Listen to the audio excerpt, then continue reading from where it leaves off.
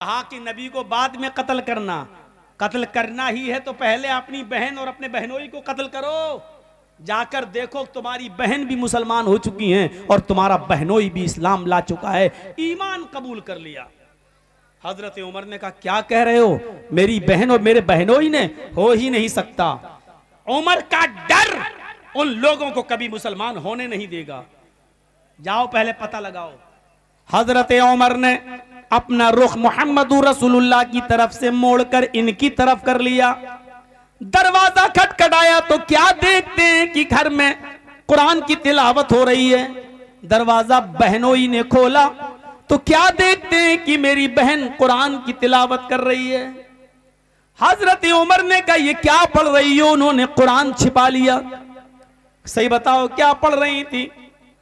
बहनोई आ गए, कहा ऐसा है उमर, हम लोगों ने इस्लाम कबूल कर लिया है, ईमान ले आए हैं। इतना सुनना था कि नवनिर्वाचित एमएलए जिनको अभी आपने चुना है, मिनहाज साहब का फोन हमारे पास आया और मुझे पहली मर्तबा में उनको भी मना करना पड़ा कि मेरे पास अभी प्रोग्राम की कोई डेट खाली नहीं है, मैं देखता हूँ, मैं कल शाम तक या परसों सुबह तक आपको कुछ खबर देता हूँ, बताता हूँ। फिर मैंने जहाँ प्रोग्राम दिया था ये देखने लगा कि किस जगह का इश्तिहार छपा है, किस जगह का इश्तिहार नहीं छपा। तो बड़ी मुश्किल से मुझे मालूम हुआ ये 29 तारीख जो आज आपके यहाँ ये जलसे की डेट है, ये डेट मेरी मिदनीपुर की थी, लेकिन मिदनीपुर वालों ने इश्तिहार छापा नहीं था। तो मैंने उनसे कहा कि आप अभी रुक जाइए, इश्तिहार नहीं छापा है तो हम आपको ये प्रोग्राम बाद में दे देंगे, अभी मुझे किसी ख़ास जगह इस प्रोग्राम को देना है। तो उन लोगों ने खुशी खुशी हमें इस बात की इजाज़त दे दी। मौलाना इश्तिहार नहीं छपा है इसलिए मैं दे रहा हूँ, अगर हमारा इश्तिहार या हैंडबिल छप जाता तो मैं आपको नहीं देता। मैंने एमएलए साहब को फ़ोन लगाया और मैंने कहा कि ये 29 तारीख आप दे दीजिए जिनको आपको देना है, जहाँ के लिए आप बात कर रहे थे। और 29 तारीख ये डन हो गई। यकीनन आपका जज्बा मैं देख रहा हूँ, आपका जोश भी मैं देख रहा हूँ, आपकी भीड़ भी मैं देख रहा हूँ। एक तरफ मुझे इस बात की खुशी होती है कि अभी ईमान आपके अंदर है, सुनने का जज्बा आपके अंदर है, लेकिन दूसरी तरफ ये चीज़ जब मैं देखता हूँ कि एक तरफ प्रोग्राम हो रहा हो, कुरान और हदीस की आयतें पढ़ी जा रही हों, और दूसरी तरफ जब आपकी चहमे गोइयाँ हो रही हो, शोर हो रहा हो, तो ऐसा लगता है कि कुरान और हदीस की कोई इज्जत आपके दिल में है नहीं। अल्लाह के नबी जब बोला करते थे, मुहम्मदुर रसूलुल्लाह सल्लल्लाहु अलैहि वसल्लम जब वाज नसीहत किया करते थे, तो आप यकीन जानिए सहाबाए कराम अपने सरों पर बैठी हुई मक्खी भी नहीं उड़ाते थे कि कहीं डिस्टर्ब ना हो जाएं और कोई बात चूक ना जाए, सुनने से हम महरूम ना रह जाएं। ये प्रोग्राम लेने के लिए बहुत फ़ोन लगाए गए एमएलए साहब की तरफ से, और ये प्रोग्राम आपको दिया है तो आप इसकी कदर कीजिए। आप खुश नसीब हैं कि आप इस वक्त बंगाल के अंदर उस सरकार की शरण छाया में हैं जिसकी दुआएं हमने मांगी थीं। मेरा इशारा है टीएमसी की मुख्य और ख़ास नेता ममता बनर्जी की तरफ। पूरे हिंदुस्तान के अंदर जिनके लिए दुआएं हो रही थीं, यकीन मानिए चुनाव आपके यहाँ था, लेकिन नज़रें पूरे इंडिया की लगी हुई थीं, पूरे हिंदुस्तान की लगी हुई थीं, क्योंकि ऐसा चुनाव देखा नहीं गया जो बंगाल की धरती पर हुआ है। कोरोना के पीरियड पर किस तरीके से और कौन कौन नहीं आया यहां, मोदी जी, योगी जी, अमित शाह, सारी ताकतें लगा दी गई थीं। एक तरफ मीडिया इनका प्रचार दिखा रही थी तो दूसरी तरफ मीडिया ये भी दिखा रही थी कि ममता का मौलाना। हमें भी नंगा कर रही थी, हमारी यूपी की मीडिया, हमारे दिल्ली की मीडिया हमको भी नंगा कर रही थी। और हमारे तो इटावा के लोगों ने कह दिया था कि मौलाना जर्जी साहब, अगर ममता दीदी की सरकार नहीं आई तो तुम जेल में जाने को तैयार हो जाओ। ये हालात पैदा हो गए थे, इतना हमको रुसवा किया जा रहा था टीवी पर, इतना जलील। लेकिन हमने हिम्मत नहीं हारी। कलिया चक, मौजमपुर, मुर्शिदाबाद, जंगीपुर, हर जगह बस मैं एक ही बात कहता रहा कि अपना छोटा नुकसान गवारा कर लेना, लेकिन बड़े नुकसान से अपने आप को बचा लेना। मेरी नजरें बहुत थीं। करिंदगी विधानसभा से जो चुनाव लड़े थे गौतम पाल जी, उन्होंने फोन करके जब मुझे बुलाया, उन्हीं के स्टेज पर बैठकर एक लड़का मुझसे कह रहा है कि कल आप यहां चले आइए चकलिया में, मिन्हाज साहब का प्रचार होना है, वो टीएमसी से लड़ रहे हैं। मैंने कहा मेरी बात कराइए, अगर टीएमसी से लड़ रहे हैं तो मैं जाने के लिए तैयार हूं। फिर उसने एक बात और कही कि कल ममता भी आ रही हैं। मैंने कहा तब तो सोने पे सुहागा है, मेरी बात कराइए किसी तरीके से।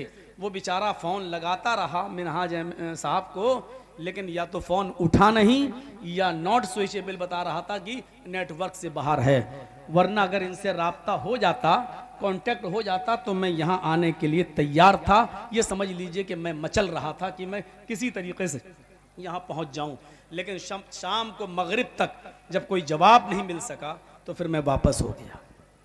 आज जब से मैं आया हूं यहां, हमारे एमएलए साहब बेचारे सिर्फ हमारे देख रेख में लगे हैं। मैंने कहा आपको और भी काम है, आप देखिए, मैं हूं आपकी ससुराल में हूं, ठीक हूं, अच्छी जगह हूं, कोई दिक्कत नहीं है। नहीं वो लगे हैं, सादगी टपक रही है।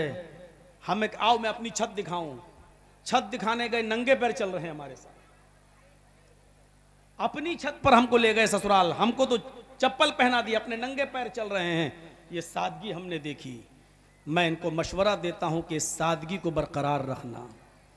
ये सादगी इंसान को बुलंदी के मकाम पर फायज करती है। जितना भारी पेड़ होगा और जितना फलदार पेड़ होगा उतना ही वो झुका हुआ होगा। झुकनेंगे, जितना आप झुकेंगे उतना बुलंदी पर जाएंगे। अल्लाह ताला हम सब के अंदर से तकब्बुर, कीना, कपट निकाल दे। मैं आपसे भी गुजारिश करता हूं, आपने जो फैसला किया है इस वक्त टीएमसी को मजबूत करने का और हमारे मिन्हाज साहब को एमएलए बनाने का, आपका फैसला बहुत हद तक कामयाब रहा। आप कामयाब रहे, क्योंकि इस वक्त हम सबकी नजरें ममता बनर्जी की तरफ थी, इस सरकार की तरफ थी। और यह था कि ऊंची चोटी का जोर लगाया जा रहा है, कहीं इस बंगाल को भी गुजरात ना बना दिया जाए। इस तरफ हम लोग खौफ से डर रहे थे। आपने जिन आशाओं के साथ, मैं मिन्हाज एमएलए साहब की तरफ से आपको इस बात की गारंटी देता हूं, जमानत देता हूं, बहुत देर बात हुई आज हमारी, मैं मुतमईन हुआ हूं, तब मैं ये बात आपके सामने कह रहा हूं। आपने जिस उम्मीद के साथ इनको वोट दिया है, इंशाअल्लाह आप का वोट बेकार नहीं जाएगा। और जोर से कहो इंशाअल्लाह, एक बार फिर जोर से कहो इंशाअल्लाह। आपने जिन उम्मीदों के साथ इनको चुना है, बहुत देर तक बात हुई हमारी, 40 करोड़ रुपए का काम अभी ऑन रनिंग चालू है। अभी हुए ही कितने दिन है जीते हुए, अभी तो पूरा 5 साल पड़ा हुआ है। और 2024 तक इन्होंने मुझे बताया है, गिनाते जा रहे थे, बता रहे थे कि हर घर घर में फिल्टर पानी पहुंचेगा। ये काम जारी है। मेरे भाइयों, आपको मैं आश्वासन देता हूं, आपने जिस शख्स को चुना है इंशाअल्लाह वो आपकी उम्मीदों पर खरा उतरेगा, आपकी उम्मीदों को वो निराश नहीं होने देगा। और हमारा मशवरा यह है एमएलए साहब को कि आप इस मौके पर थोड़ा सा कुरान और हदीस से जुड़ते हुए सहाबा किराम के मंजर को याद रखें। नबी अकरम की सीरत का मुताला करें और देखें कि आप लोगों की परेशानियों को किस तरह सुनते थे, लोगों के मामलात किस तरह देखते थे। कोई भी आपके दरवाजे पर आए आप उसको सुनिए और उसकी मजबूरी को समझकर और हत्तल वुसात जितनी अल्लाह ने आपको ताकत दी हो उसकी परेशानी को दूर करने की कोशिश कीजिए। आपकी मेहनत बेकार नहीं जाएगी, आपका वोट रायगा नहीं जाएगा। हम तो 2024 के इलेक्शन में भी जो होने वाला है लोकसभा का, मैंने कल के जलसे में कह दिया मैं फिर बंगाल आऊंगा और यहीं से मैं ममता बनर्जी को बंगाल की कुर्सी पर, सीएम की कुर्सी पर नहीं, हम दिल्ली की कुर्सी पर देखना चाहते हैं। दिल्ली की कुर्सी पर, ये हमारा सपना है। किसी पार्टी ने हमें लालच नहीं दिया है, अल्लाह की कसम मुझे कोई लालच नहीं दिया किसी भी पार्टी ने। बस मेरा एक जुनून है, मैं कहां तक सही हूं कहां तक गलत मैं नहीं जानता, लेकिन मैं जिसे सही समझ रहा हूं वो मैं कर रहा हूं। मैंने यहां आया और बंगाल में जो तकरीरें की मुझे बहुत गालियां सुनना पड़ी, मुझे बहुत गालियां सुनना पड़ी। अपनों को छोड़कर गैरों में जा रहे हो, बहुत कुछ सुनना पड़ा, लेकिन हर चीज का जवाब नहीं होता है। बहुत सी चीजों का जवाब खामोशी भी होता है। खामोशी अपने अंदर खुद एक जवाब रखती है। नबी अकरम सल्लल्लाहु अलैहि वसल्लम को जब कोहे सफा पहाड़ी पर चढ़कर, कोहे सफा पर चढ़कर अल्लाह के नबी ने कहा था कि लोगों अल्लाह ने मुझे नबी बनाकर भेजा है, मुझे अल्लाह का नबी मानो, तो अबू लहब जो नबी का चचा था कहने लगा अलिहाजा जमाताना या मोहम्मद, अरे मोहम्मद क्या इसीलिए तूने हमें यहाँ जमा किया है, क्या इसीलिए तूने हमें यहाँ पहाड़ी के नीचे इकट्ठा किया है, तब बर्बाद हो जा तू, मिट जा तू। नबी अकरम को इतनी बड़ी बद्दुआ और गाली दी, लेकिन अल्लाह के रसूल ने इसका कोई जवाब नहीं दिया। हर सवाल का जवाब नहीं होता है, हर गाली का जवाब नहीं होता है, ये सीखना पड़ेगा आपको भी और हमें भी। हर वक्त आप गुस्से में आके हर टेढ़ी बात का जवाब दें तो जवाब जरूरी नहीं है। अल्लाह के नबी चाहते तो जवाब दे सकते थे, लेकिन आपने जवाब नहीं दिया, पहाड़ी से उतर गए। उसने कहा बर्बाद हो जा तू, क्या इसीलिए तूने जमा किया है? अल्लाह के नबी उतर गए, कुछ नहीं कहा, लेकिन इसका जवाब अल्लाह ताला ने दिया है। तब्बत यदा अबी लहब, ऐ मेरे नबी को, मेरे हबीब को बद्दुआ देने वाले, बर्बादी की बद्दुआ देने वाले, तू बर्बाद हो जा। तब्बत यदा अबी लहबी व तब, आय अबू लहब तू बर्बाद हो जा, तेरे दोनों हाथ बर्बाद हो जाएं, मिट जा, हलाक हो जा तू। हमारे नबी के बारे में, हमारे महबूब के बारे में कहता कि बर्बाद हो जा? नहीं, तो जिसका जवाब इंसान खुद नहीं देता उसका जवाब उसकी तरफ से अल्लाह रब्बुल आलमीन देता है। तो हर चीज का जवाब नहीं होता। मुझे कहां कहां से गालियां मिली, उसके तार हैदराबाद तक से जुड़े हुए थे, वहां तक से हमें गालियां दी गई, लेकिन जरूरी नहीं कि मैं हर आदमी की गालियों का जवाब गालियों से दूं। बहुत से सवालों का जवाब खामोशी भी होता है। तो ये कोई सरकारी प्रोग्राम नहीं है, राजनीतिक प्रोग्राम नहीं है, और न मैं किसी एमएलए और एमपी का प्रचार करने आया। दीनी जलसा है, जो मैंने देखा वो बता दिया, जो बातें हुई वो मैंने बता दी। इंशाअल्लाह आपने जो वोटों की बारिश की है, इंशाअल्लाह उसका अच्छा समरा आने वाले वक्त में आपको मिलेगा। और अल्लाह से दुआ कीजिए कि अल्लाह ताला हमारे एमएलए साहब को, जो बंगाल को बर्बाद करने वाली पार्टियां हैं, शक्तियां हैं, इनको इतनी ताकत दे कि बंगाल को बर्बाद करने वाली शक्तियों से लड़ सकें और उनका मुकाबला कर सकें और उनको मुंह तोड़ जवाब दे सकें। आइए मेरे प्यारे साथियों, हम अपनी बात को अब शुरू करते हैं। मैंने एक आयत पढ़ी थी कुरान की, छोटी सी आयत है। मुझे मालूम है कि अभी आप लोग भागेंगे, आने की भी जल्दी होती है, भागने की भी जल्दी होती है। मुझे मालूम है कि ये करेंगे, ये हरकत होगी। बहुत छोटी सी आयत है, लेकिन बहुत जबरदस्त है। वला तहिनु वला तहजनु वअंतुमुल अअलौना इन कुंतुम मुमिनीन। मुसलमानों तुम गम न करो, मुसलमानों तुम मायूस मत हो जाओ, तुम ही सर बुलंद रहोगे, तुम ही साहिब इज्जत रहोगे, तुम ही तरक्की करोगे। लेकिन शर्त क्या है? इन कुंतुम मुमिनीन, पहले मोमिन बनकर दिखाओ। समझ गए आप? अल्लाह ने इज्जत मुसलमानों को देने के लिए कहा है, अल्लाह ने तरक्की मुसलमानों को देने के लिए कहा है, अल्लाह ने सरदारी मुसलमानों को देने के लिए वादा किया है, लेकिन एक शर्त लगा दी, अगर तुम मोमिन होकर दिखा दो तो, मोमिन बन जाओ तो। आज हम तरक्की नहीं कर रहे हैं, आज हमें बुलंदी नहीं मिल रही है, आज हमें इज्जत नहीं मिल रही है, इसका मतलब यह है कि हमारे ईमान में कमी है, हम पक्के सच्चे मोमिन नहीं हैं। शर्त पूरी करो पहले। इजाफात शर्त फातल मशरूत, यह अरबी का एक सीधा सा उसूल है। जब शर्त ही पूरी ना हो तो मशरूत भी खत्म हो जाता है। नमाज के लिए शर्त है क्या? वुजू। अगर आपका वुजू होगा तो नमाज होगी, वुजू नहीं होगा तो नमाज नहीं होगी। अगर वुजू सही तो नमाज सही, और वुजू नहीं है तो नमाज नहीं। तो अल्लाह ने कहा नमाज पढ़ो, नमाज के लिए शर्त क्या लगाया? वुजू। तो हम नमाज पढ़ रहे अल्लाह अकबर, लेकिन वुजू नहीं है, नमाज हो जाएगी? नहीं। क्यों? क्योंकि आपने शर्त को पूरा नहीं किया। पहले शर्त पूरी करो, अल्लाह नमाज कबूल करेगा। शर्त है हम तुम्हें बुलंदी देंगे, हम तुम्हें तरक्की देंगे, हम तुम्हें हुक्मरान बनाएंगे, हम तुम्हें सरदारी देंगे, लेकिन हमारी एक शर्त है। वो शर्त क्या है? कि तुम अपने अंदर ईमान पैदा कर लो। ईमान, हमारे अंदर ईमान नहीं। ईमान बुनियाद है, बुनियाद सारी चीजों की, पूरे ढांचे की बुनियाद है ईमान। और आप इतना जानते हैं कि जो चीज अपनी बुनियाद पे मजबूत होती है वो ऊपर तक मजबूत रहती है। जिस मकान की बुनियाद मजबूत होती है उसकी इमारत भी मजबूत होती है। बुनियाद कमजोर होती है तो इमारत भी कमजोर होती है। दो मिसालें देने जा रहा हूं, पहले इस बात को अपने जहन में रख लीजिए। बैठ जाइए, बैठ जाओ बेटा, बैठ जाओ। जिस चीज की बुनियाद मजबूत होगी इमारत उतनी ही मजबूत होगी। बुनियाद कमजोर होगी इमारत कमजोर होगी। हमारा ईमान जितना मजबूत होगा हमारी इबादतें उतनी ही ज्यादा कबूल होंगी। हमारा ईमान जितना कमजोर होगा हमारा इस्लाम भी उतना कमजोर होगा, हमारी इमारत भी उतनी कमजोर होगी।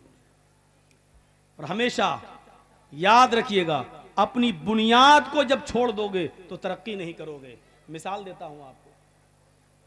एक आम का पेड़ है, उस पे आम लगा हुआ है। मिसाल पर गौर कीजिएगा। ये आम का पेड़ लगा है और आम के पेड़ पर आम लगा है। अचानक हवा चलती है, आम टूटता है और गिरता है। एक बात बताइए आप, जब आम टूटकर गिरता है तो कहां गिरता है? वो आम का फल जब पेड़ से टूटेगा गिरेगा तो कहां गिरेगा? जमीन पर।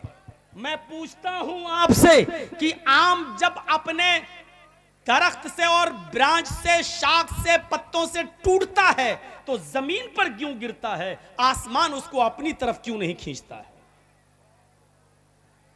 ये इस मिसाल पर गौर कीजिए।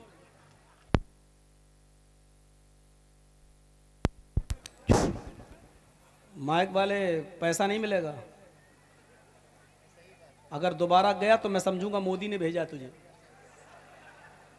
साजिश के तहत आया है तू यहां। हमारे प्रोग्राम में साजिश नहीं। कभी कभी ऐसा होता है साजिश में लोग कुत्ते भेज देते हैं। यूपी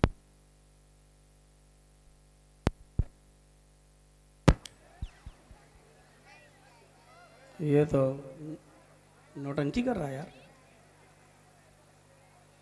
कर लो एक बार, सही कर लो। हो गया?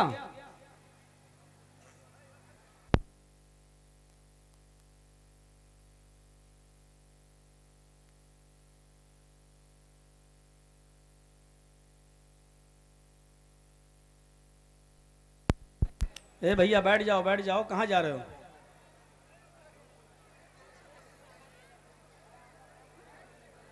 ठीक है। हाँ, कभी इस मिसाल पे गौर किया? आम जब तक दरख्त से जुड़ा था लटका था, मिठास बढ़ रही थी, अचानक हवा चली, टूटा, जमीन पे गिरा। आसमान ने अपनी तरफ क्यों नहीं खींचा? इसकी वजह क्या है?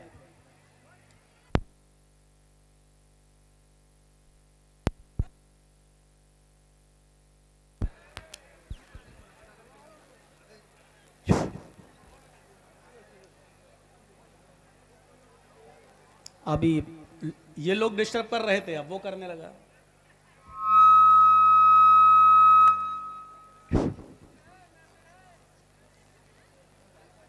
पता नहीं कौन से जमाने का माइक ले आया यार। कमेटी वालों ने सस्ता वाला ढूंढा होगा, सबसे अच्छा है।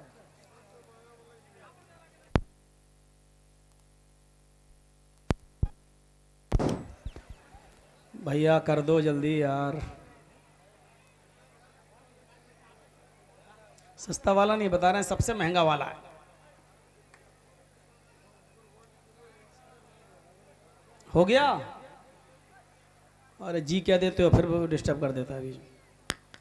देखिए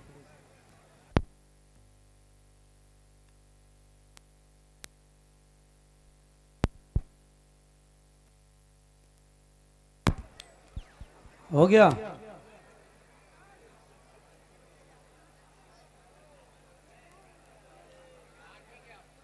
ठीक है,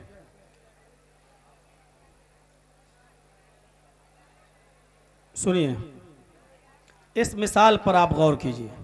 चलिए एक और मिसाल पर गौर कर लीजिए। आपने पतंग को देखा होगा, उड़ती है। पतंग उड़ाने वाला जैसी पतंग को झटका देता है, पतंग और ऊपर उड़ती है। थोड़ी देर में आप देखिए वो ढील देता जाता है, पतंग ऊपर चढ़ती जाती है। लेकिन जब दूसरी पतंग वाला आपकी पतंग की डोर को काट देता है, और जैसे ही पतंग अपनी डोर से कटती है, तो ये बताइए वो ऊपर जाती है या नीचे आती है? अभी तक तो ऊपर जा रही थी, अभी तक वो पतंग ऊपर जा रही थी, उसकी डोर हमारे हाथ में थी, उड़ा रहे थे, ऊपर जा रही थी। और अचानक दूसरी पतंग उड़ाने वाले ने मेरी पतंग की डोर को जब काट दिया, तो हवा से वो ऊपर क्यों नहीं गई? फिर वो हिचकोले खाते हुए, कोला मंडी खाते हुए, जंपिंग करते हुए वो नीचे क्यों आई? और नीचे आई तो लड़के उस पर झपट पड़े, या तो फाड़ दिया या किसी एक के हिस्से में आ गई और वो लूट के ले गया। कभी आपने इस मिसाल पर गौर किया है कि पतंग जब अपनी डोर से कटती है तो नीचे क्यों आती है, ऊपर क्यों नहीं जाती?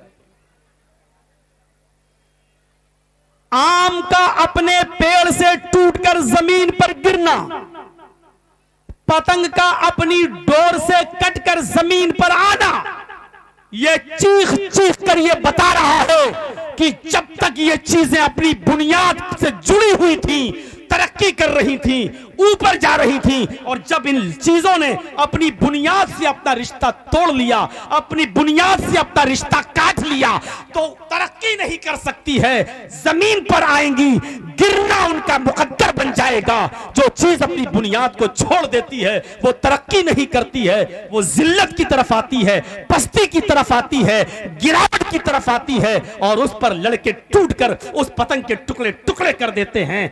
आप जब तक ईमान से जुड़े रहेंगे, तरक्की करेंगे, ईमान से अपना रिश्ता तोड़ेंगे, मारे जाओगे, काटे जाओगे, रुस्वा किए जाओगे, जलील किए जाओगे, मोब लिंचिंग करके तुम्हारी हत्याएं की जाएंगी, क्योंकि तुमने ईमान से अपने रिश्ते को तोड़ लिया है, तुमने जड़ से अपना रिश्ता काट लिया है। तुम्हारी बुनियाद थी ईमान, तुमने ईमान से अपना रिश्ता मुनक़ता कर लिया है, आपने काट लिया है, इसलिए अब तरक्की नहीं कर सकते हो। अब दुनिया में तुम्हें गिरना है, रुस्वा होना है, जलील होना है, और इस जिल्लत की छोटी सी मिसाल इस जलसे में देखने को मिल रही है। कुरान और हदीस पढ़ा जा रहा है और छिछोरे लड़के औबाश शोर कर रहे हैं, ऊधम मचा रहे हैं, हंगामा कर रहे हैं। ये ईमान की कमजोरी नहीं तो और क्या है? जितना अपने ईमान को मजबूत रखोगे, तरक्की करोगे। ईमान से रिश्ता तोड़ोगे जमीन पर आओगे, क्योंकि ईमान बुनियाद है, बुनियाद। और बुनियाद मजबूत होगी तो इमारत मजबूत होगी, बुनियाद कमजोर होगी तो इमारत कमजोर होगी। आइए एक चीज की तरफ आपको लाता हूं, बताइए मुझे ये क्या था।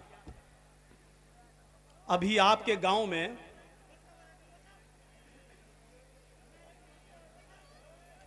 देखो राजीव गांधी के बाप को, देखो हुक्म।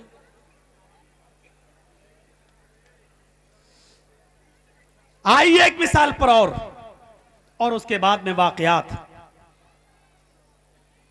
एक पुलिस वाला भी आपके गांव में आ जाए, ना उसके हाथ में बंदूक हो, ना गोली हो, ना पिस्टल हो, कुछ ना हो, और आपके गांव में कोई मुखबिरी कर दे कि यहां जुआ हो रहा था या शराब का ट्रक आया, और अकेला पुलिस वाला वहां आ जाता है, उसके हाथ में कुछ नहीं है, पूरा गांव उसके सामने खड़ा हो जाता है।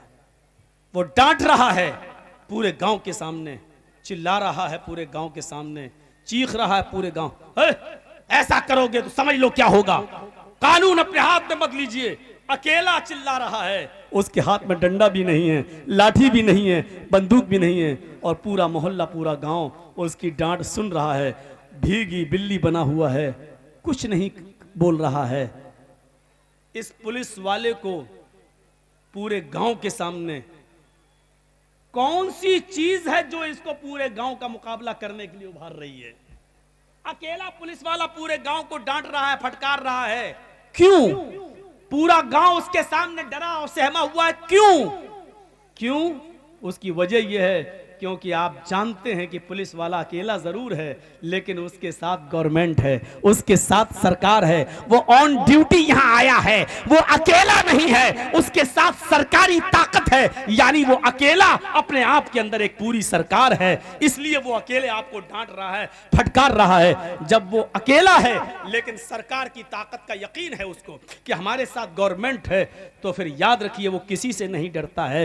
यही चीज एक मुसलमान के अंदर पैदा हो जाए तो ईमान है उसके अंदर, और ये ईमानी ताकत जब उसके अंदर आ जाए कि मेरे पास ईमान है, तो अल्लाह की कसम वो किसी से नहीं डर सकता है, किसी के सामने नबुर्द आजमा नहीं हो सकता है, किसी के सामने हथियार नहीं डाल सकता है। वो सारी कायनात से और सारी दुनिया से लड़ना गवारा कर लेगा, लेकिन अपने हथियार डालना गवारा नहीं करेगा, क्योंकि वो जानता है कि मेरे पास ईमान की ताकत है।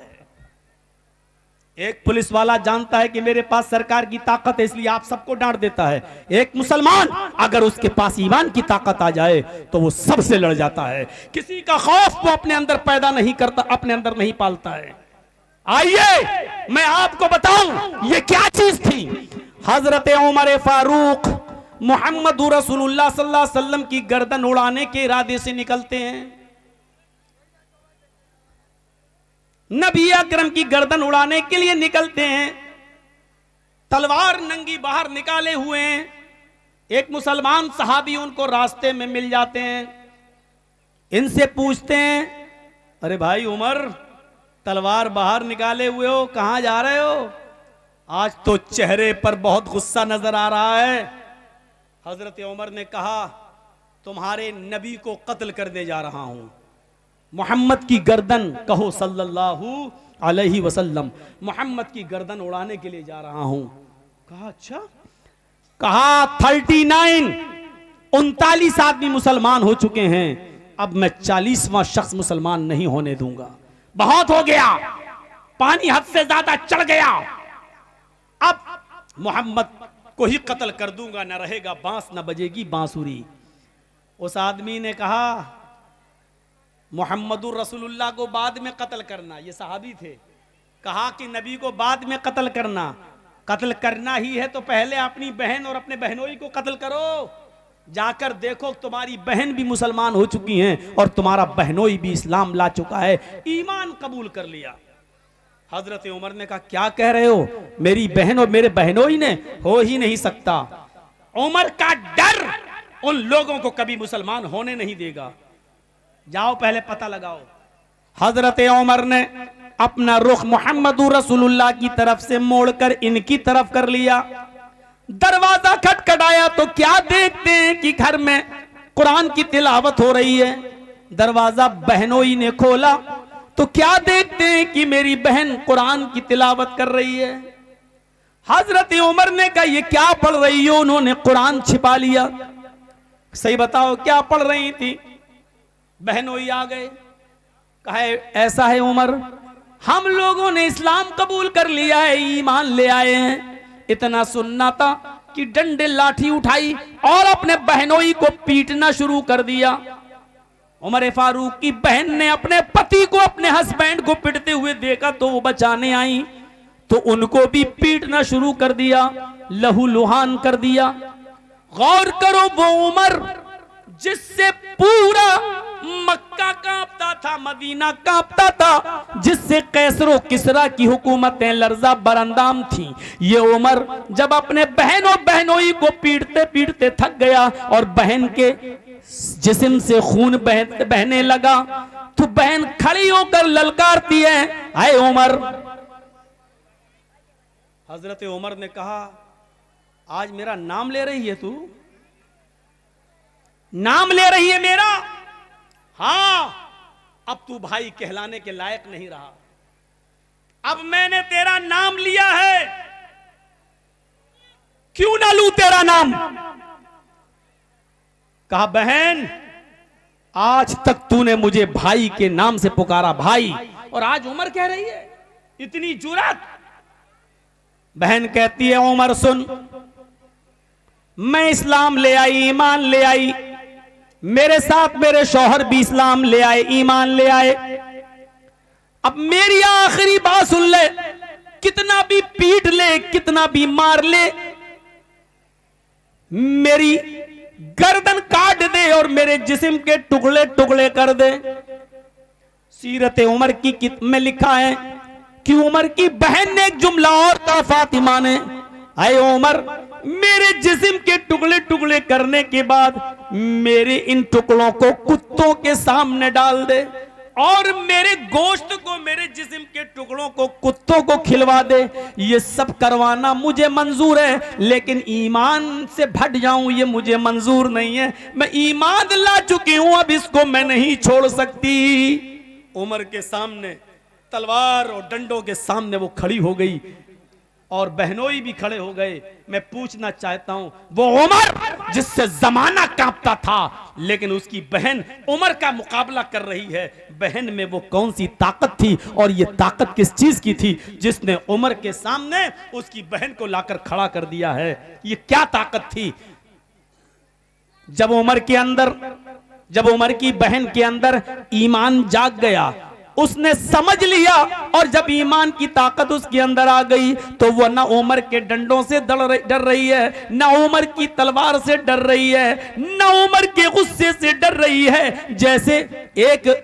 जैसे एक पुलिस वाला जब जान लेता है कि गवर्नमेंट हमारे साथ है तो वो किसी से नहीं डरता है, उसी तरीके से इस बहन ने जान लिया कि ईमान मेरी रगों में दौड़ रहा है, अल्लाह मेरे साथ है, तो फिर उसके दिल से खौफ निकल गया, उसके दिल से डर निकल गया।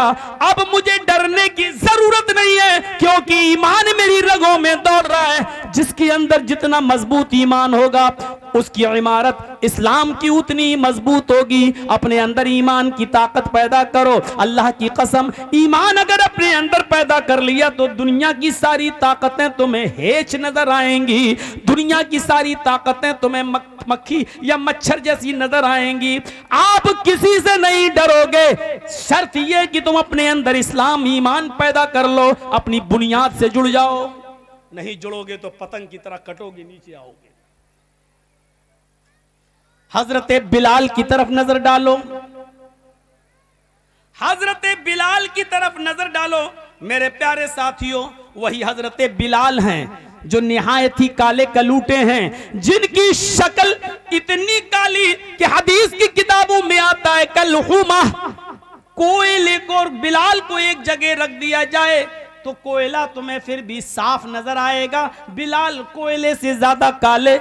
लेकिन यही वो बिलाल हैं जिनके अंदर ईमानी ताकत इतनी ज्यादा थी कि जब ये इस्लाम लाए, ईमान लाए, तो काफिरों ने इनको पकड़ा, जमीन के ऊपर गरम रेत पर लिटा दिया। रेत गरम है, बालू गरम है और गरम गरम बालू पर लिटा दिया जिससे पीठ जलने लगी। इसके बावजूद उनके ऊपर रहम ना आया तो एक भारी पत्थर लाकर उनके सीने के ऊपर रख दिया ताकि उनका सीना दब जाए। इसके बावजूद पूछा गया, आए उमर अब कैसा लग रहा है? इस घिनौनी तकलीफ, दर्दनाक तकलीफ के बावजूद हजरत उमर की जबान से जो जुमले निकले, हदीस की किताब उन जुमलों को रिकॉर्ड करती है। आहद आहद आहद। अब भी मैं यही कहूंगा कि अल्लाह एक है, अल्लाह एक है, अल्लाह एक है। ये बिलाल के अंदर ये स्पिरिट जो आई, बिलाल के अंदर ये ताकत जो आई, पूरे काफिरों के सामने अकेला है बिलाल। जमीन पे लिटा दिया गया है, गरम बालू पे लिटा दिया गया है, भारी पत्थर बिलाल के सीने पे रख दिया गया है, लेकिन बिलाल डर नहीं रहा है, बिलाल कांप नहीं रहा है। बिलाल से पूछा जा रहा कैसा लग रहा है? बिलाल कहते हैं आहद आहद आहद, अल्लाह एक है, अल्लाह एक है, अल्लाह एक है। बिलाल को तमाम लोगों से निडर कौन सी चीज ने बनाया? इसका जवाब वही है, उसी ईमान ने। ईमान की ताकत आप अपने अंदर पैदा करके देख लीजिए, फिर आप देखिए कि दुनिया की बड़ी से बड़ी ताकतों से आप लड़ जाएंगे, डरने का नाम नहीं लेंगे। सिर्फ ईमान की ताकत आप अपने अंदर पैदा कर लीजिए। हजरत बिलाल को जब आहद आहद सुना तो उनको उठाया, फिर दूसरी जगह ले गए, आग के अंगारे बिछे हुए थे, हजरत बिलाल को आग के अंगारों के ऊपर लिटा दिया गया। सुनना बहुत आसान है, सुन लोगे, आग के अंगारों पर लिटा दिया जाए, सुनना बहुत आसान है, लेकिन एक अंगारा अपने हाथ पर, आग का एक अंगारा अपने हाथ की हथेली पर लेकर देखो, आपको पता चल जाएगा। हजरत बिलाल देख रहे हैं, जानते भी हैं आग पर लेटेंगे तो अंजाम क्या होगा। आग पर लिटा दिया गया, उन अंगारों से चर्बी पिघल गई, पीठ पिघल गई, चर्बी की, पीठ की चर्बी से आग और भड़क रही है, बुझने का नाम नहीं ले रही है। अब पूछा गया बिलाल अब क्या कहते हो? क्या ईमान छोड़ा, ईमान से रिश्ता तोड़ा? बिलाल आग के अंगारों पर लेटे हुए हैं और चीख रहे हैं, अल्लाहु अहद, अल्लाहु अहद, अल्लाहु अहद, अल्लाह एक है, अल्लाह एक है, अल्लाह एक है। हजरत बिलाल को काफिरों ने आग के अंगारों पर लिटा दिया और फिर भी हजरत बिलाल ये नहीं कह रहे हैं मुझे छोड़ दो, मुझे जाने दो, मुझे माफ कर दो। नहीं नहीं, वो आज उन काफिरों के सामने खड़े हैं और यही कह रहे हैं कि अल्लाह एक है, अल्लाह एक है। ऐसी मंजिलें नहीं मिलती हैं कि अल्लाह के नबी ने कभी बिलाल से कहा था, अय बिलाल, अय बिलाल, मुझे अल्लाह ने जन्नत भी दिखाई, मुझे अल्लाह ने जहन्नम भी दिखाई। जब मैं जन्नत देख रहा था तो मुझे अपने आगे आगे जूतों की आवाज सुनाई दी। मैंने पूछा जिब्रील ये जूतों की आवाज किसकी है? मुझे तो कोई दिखाई नहीं दे रहा है। बिलाल, जिब्रील ने बताया कि ये बिलाल हैं जो दुनिया में हैं, लेकिन उनके जूतों की आवाज तुम जन्नत में सुन रहे हो। यानी बिलाल ने इतनी तकलीफें उठाई हैं दीन के लिए, ईमान के लिए, कि अल्लाह ने उनको जन्नत दे दी। ऐ मोहम्मद सल्लल्लाहु अलैहि वसल्लम, दुनिया में जाना और बिलाल से कह देना कि अल्लाह ने तुम्हें जन्नत दे दी, तुम्हारे जूतों की आवाज में सुन के आया हूं। ये ईमान का रिजल्ट है, ये ईमान का नतीजा है। हम अपने अंदर पहले ईमान पैदा कर लें और फिर देखें। मेरे भाइयों, मैंने शुरुआत कहां से की है? आम के फल से की है। अगर गिरता है, टूटता है तो आसमान पर नहीं जाता, जमीन पर। क्यों? जो चीज अपनी बुनियाद से रिश्ता तोड़ लेती है उसका मुकद्दर तरक्की नहीं होती है, पस्ती होती है।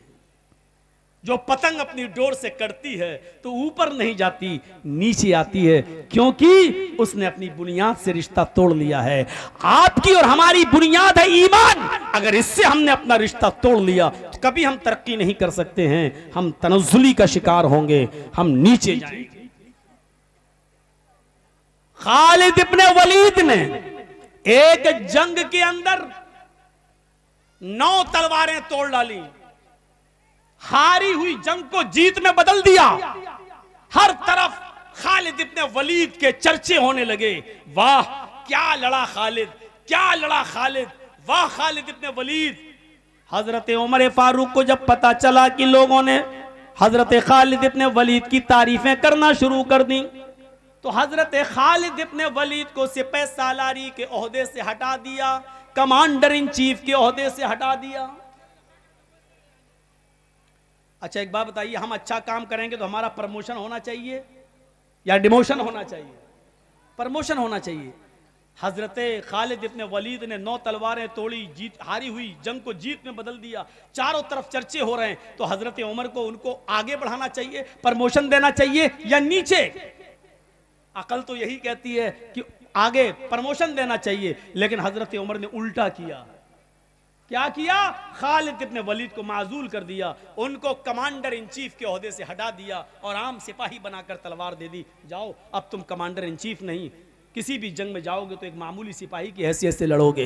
लोगों ने कहा खालिद, उमर ने तुम्हारी इंसल्ट की है, उमर ने तुम्हें जलील किया है, तुमने तो बहादुरी दिखाई है जंग के अंदर, तुम्हें तो इनाम मिलना चाहिए था, लेकिन खालिद तुम्हें हटा दिया गया है, छोड़ दो उमर को, हट जाओ, इस्तीफा दे दो, तुम्हारे लिए बहुत से रास्ते खुले हैं, इधर आ जाओ। खालिद इब्ने वलीद ने जो जवाब दिया वो ईमान से भरा हुआ जवाब था। खालिद इब्ने वलीद ने क्या जवाब दिया? नहनु नुकातिलु फी सबीलिल्लाह वला नुकातिलु फी सबील उमर। हम जो जंग लड़ रहे थे वो अल्लाह के रास्ते में लड़ रहे थे, उमर के रास्ते में नहीं लड़ रहे थे। हमने जंग अल्लाह के लिए लड़ी है, उमर के लिए नहीं है। हम मामूली सिपाही बनकर भी हम जिहाद करेंगे, लेकिन उमर के लिए नहीं, उमर के रब के लिए करेंगे। मेरे भाइयों, ये इस्लाम था, ये ईमान था उस जमाने के सहाबा के अंदर। तुम तो अपने भोले भाले जो दूर से आए हैं, ये मुसलमान भाई जो सुनने के लिए आए हैं, तुम उनको तकलीफ देने के लिए उनके सामने खड़े हो गए हो, तुम उनके लिए मुसीबत बने हो, तुम अपने भाइयों को रास्ता नहीं दे सकते हो, उनके लिए बैठ नहीं सकते हो, तुम इस्लाम के लिए अपनी जान की कुर्बानी क्या दोगे? लानत है, आज कहना पड़ रहा है तुमसे, बड़ी बदकम्बाश कौम हो चुकी हो ये मुस्लिम कौम। किसी साइंटिस्ट ने कहा था, जब मैंने कुरान पढ़ा तो मुझे दुनिया की सबसे बेहतर मजहब इस्लाम लगा, लेकिन जब हमने दौरा किया तो दुनिया की सबसे बुरी कौम हमें मुसलमान नजर आई है। सबसे अच्छा मजहब इस्लाम लगा, लेकिन सबसे बदतर कौम हमें मुसलमान नजर आई है। ये कौम है हमारी, लाख समझाने के बावजूद नहीं मानती है और दूसरों को तकलीफ देती है। मेरे भाइयों, हमें सोचना चाहिए और चिल्लू भर पानी में डूब के मर जाना चाहिए कि आपका खतीब यूपी से जिसको मोहब्बतों के साथ तुम बुलाते हो, लेकिन उसकी इतनी सी बात मानने के लिए तैयार नहीं हो। जब मेरी नहीं मान सकते हो तो इस्लाम की बात क्या मानोगे और कुरान की बात क्या मानोगे? मेरे भाइयों, इससे ज्यादा मैं कुछ नहीं बोलूंगा, कुछ नहीं कहूंगा। ज्यादा से ज्यादा इतना बाकी रह गया है कि मैं अपना दामन उठाकर भीख मांग लेता हूं आपसे कि अल्लाह के वास्ते बैठ जाओ। अब इससे ज्यादा जलील करके मत दिखाइए मुझे। मैंने भीख मांग ली है आपसे, मैंने दामन उठा लिया आपके सामने, अब इससे ज्यादा जलील मत करिएगा मुझे। बैठ जाइए बस, इससे ज्यादा अब हम कुछ नहीं कहेंगे। आइए, बड़ी अच्छी बातें होने लगी हैं, तो अब मैंने आपको बता दिया है मेरे भाइयों। खालिद इब्ने वलीद को लोगों ने बहुत बहकाया, इधर आ जाओ, इधर आ जाओ, यहां तक कि उनसे कहा गया कि हमारे मजहब में आ जाओ, हम तुम्हें आधे मुल्क की हुकूमत दे देंगे और अपनी शहजादी का निकाह भी तुम्हारे साथ कर देंगे। खालिद इब्ने वलीद को बादशाह ने ऑफर दे दिया, हम आधी मिल्कियत आधी बादशाहत दे देंगे और अपनी शहजादी का निकाह तुम्हारे साथ, शादी तुम्हारे साथ कर देंगे। उमर ने तुम्हारी इंसल्ट की, लेकिन खालिद इब्ने वलीद का जवाब सुनिए मेरे प्यारे साथियों। वो जवाब यही था कि नहनु नुकातिलु फी सबीलिल्लाह वला नुकातिलु फी सबील उमर। मैंने जो जंग लड़ी है वो अल्लाह के लिए, अल्लाह के रास्ते में लड़ी है, उमर के रास्ते में मैंने नहीं लड़ी है। उमर ने मुझे गवर्नरी या कमांडर इन चीफ के ओहदे से हटाया है, सिपाही तो हूं मैं, एक मामूली इंसान होकर भी मैं लड़ूंगा और जो काम मैंने कमांडर इन चीफ की शक्ल में किया उससे बढ़कर काम एक मामूली सिपाही की हैसियत से मैं करूंगा, क्योंकि मैं उमर के लिए नहीं लड़ रहा हूं, उमर के रब के लिए लड़ रहा हूं। मेरे प्यारे साथियों, ये जज्बा होना चाहिए हमारे और आपके अंदर ईमान का। कोई ओहदे की लड़ाई नहीं थी, हम तो मर जाते हैं, मदरसे का अच्छा सेक्रेटरी उसको बना दिया, हमें नहीं, मस्जिद का मुतवल्ली उसको बना दिया, हमें नहीं, उसी पे जंगें होती लड़ते, यहां तक कि कोर्ट में भी मुकदमे पहुंच जाते हैं कि साहब मैं हूं, रजिस्टर्ड हूं, मैं चढ़ा हुआ हूं, मुझे हटा दिया गया। मस्जिदों और मदरसों के मामलात आज अदालतों में, इससे बड़ी शर्म की बात हमारे लिए और क्या हो सकती है। मेरे प्यारे भाइयों, हमें गौर करना चाहिए अपने आप पर, क्या ईमान से हमारा रिश्ता जुड़ा हुआ है। आइए ईमान की ताकत पर आपको एक बहुत जबरदस्त मिसाल देता हूं। दुनिया की तारीख में एक शख्स ऐसा भी गुजरा है जिसने बैक वक्त पूरी दुनिया पर हुकूमत की है। 4 लोगों ने की है, उनमें एक फिरौन का नाम भी आता है। बहुत जबरदस्त जालिम गुजरा है। और फिरौन के मुकाबले में अल्लाह ताला ने किसको पैदा किया था? मूसा अलैहिस्सलातु वस्सलाम को। यह वाक़या आज बिल्कुल मेरी जबान से एक नया वाक़या होगा आपके लिए, जरा सुनिए। ईमान देखिए किसको कहते हैं, यह चीज मुझे आपके सामने रखना है।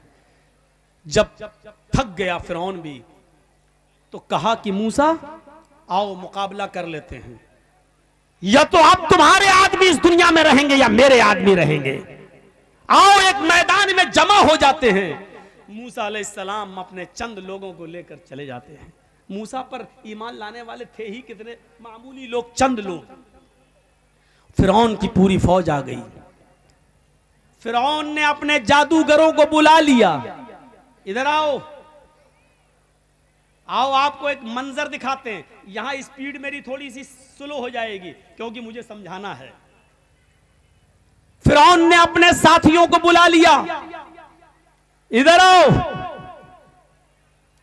ऐसे करतब दिखाना, ऐसे तिलसम दिखाना कि आज मूसा और मूसा के कौम के लोग, ये मुसलमान जितने आए हैं सब हार जाएं।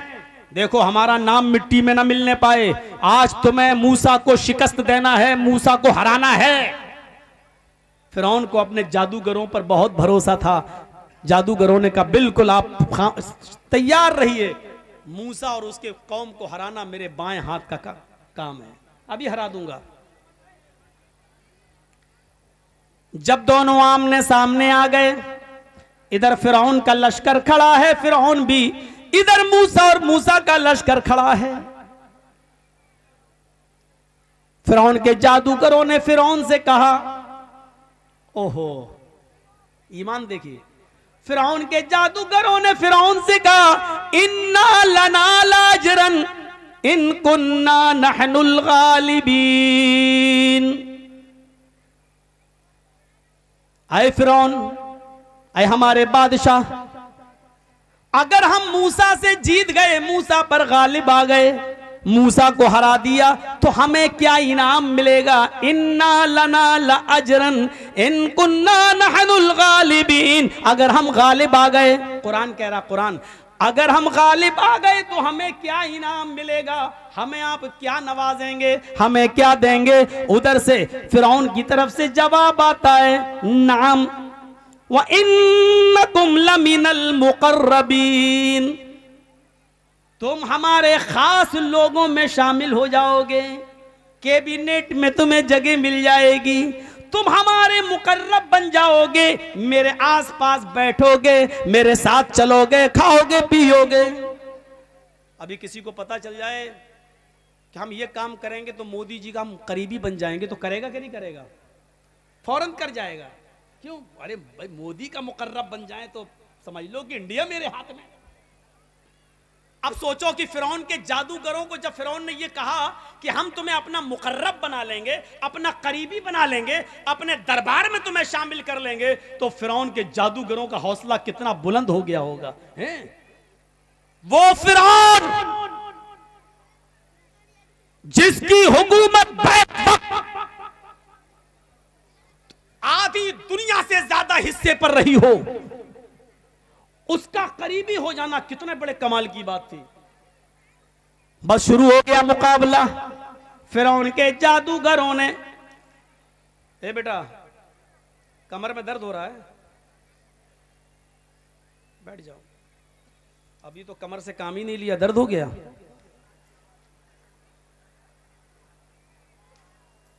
यही होता डिस्टर्ब। कोई भी मेरे सामने उठ जाए, बैठ जाए, मैं भूल जाता हूं मैं क्या बोल रहा था। तो सुनो, शुरू हो गया मुकाबला।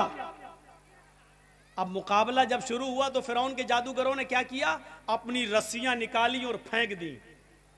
वो रस्सियां चलने लगी, सांप की तरह रेंगने लगी। मूसा अलैहिस्सलाम थोड़ा डर भी गए हैं, देखने वालों को सांप नजर आने लगा। फेंकी रस्सियां, वो सांप नजर आने लगी। मूसा अलैहिस्सलाम डर भी गए। अल्लाह ने कहा ला तखफ या मूसा, मूसा डरो नहीं। रस्सियां सांप बन गई। सांप तो थी नहीं, वो थी रस्सियां, लेकिन देखने वालों को सांप दिख रही थी। अल्लाह ने कहा नल क़ियासाक, आए मूसा जो तुम्हारे हाथ में डंडा है वो जमीन पर मार दो। अब देखिए क्या हुआ, मुकाबला देखिए कैसा हो रहा है। तुम्हारे हाथ में जो डंडा है उसको जमीन पर मार दो। मूसा अलैहिस्सलाम ने जो अपना डंडा जमीन पे मारा, फैज़ा हिया तल्क़फ़ु,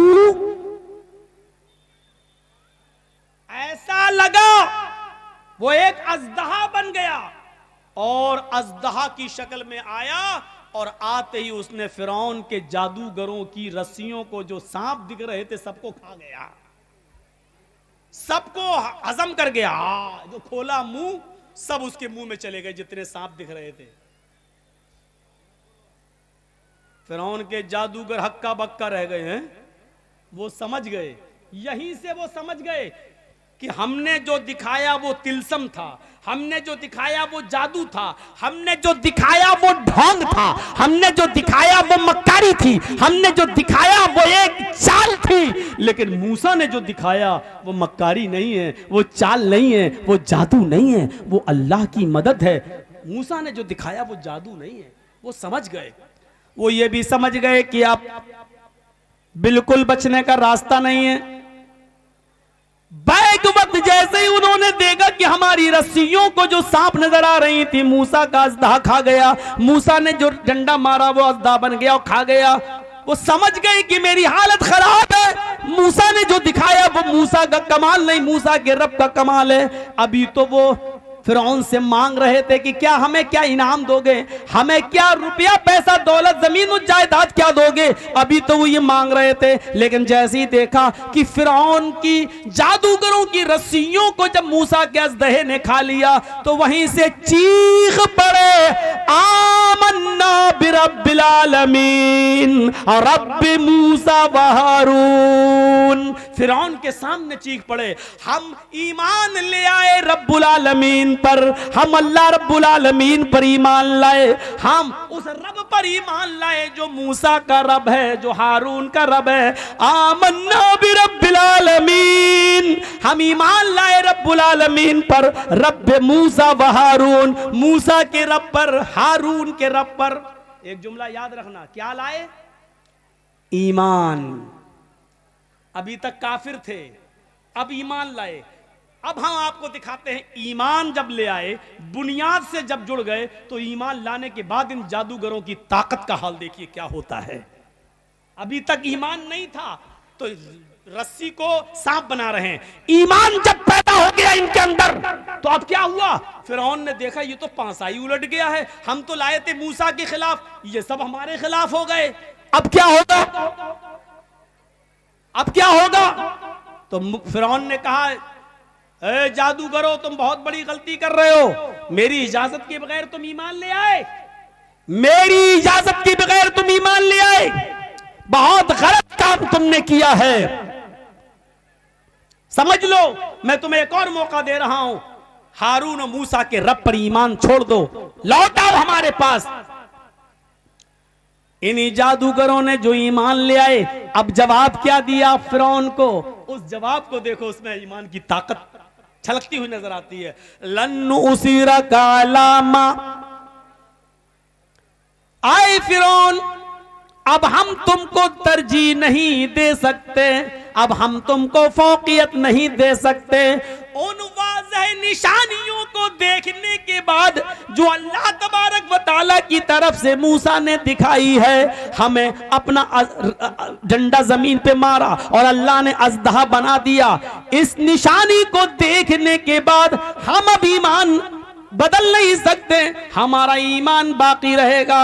आए फिरौन, सुन लो कान खोल कर, अब तो हमारा कुछ भी कर लो, अब हम कुछ भी नहीं करेंगे, हमारा ईमान अब रब्बुल आलमीन के ऊपर हो गया।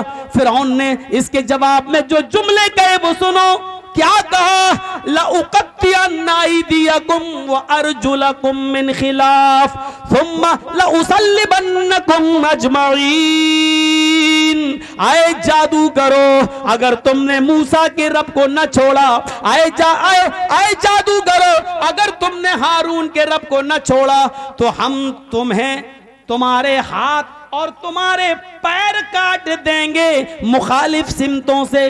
लउक़त्तिअन्ना अयदियकुम व अर्जुलकुम मिन खिलाफ, हम तुम्हारा दाहिना हाथ काटेंगे तो उल्टा बायां पैर हम तुम्हारा काट देंगे, और अगर हमने बायां हाथ काटा तो दायां पैर हम तुम्हारा काट देंगे। तुम्हारा एक हाथ और एक पैर काटेंगे, अगर हाथ दायां काटा तो पैर बायां, और पैर अगर हमने दायां काटा तो हाथ बायां।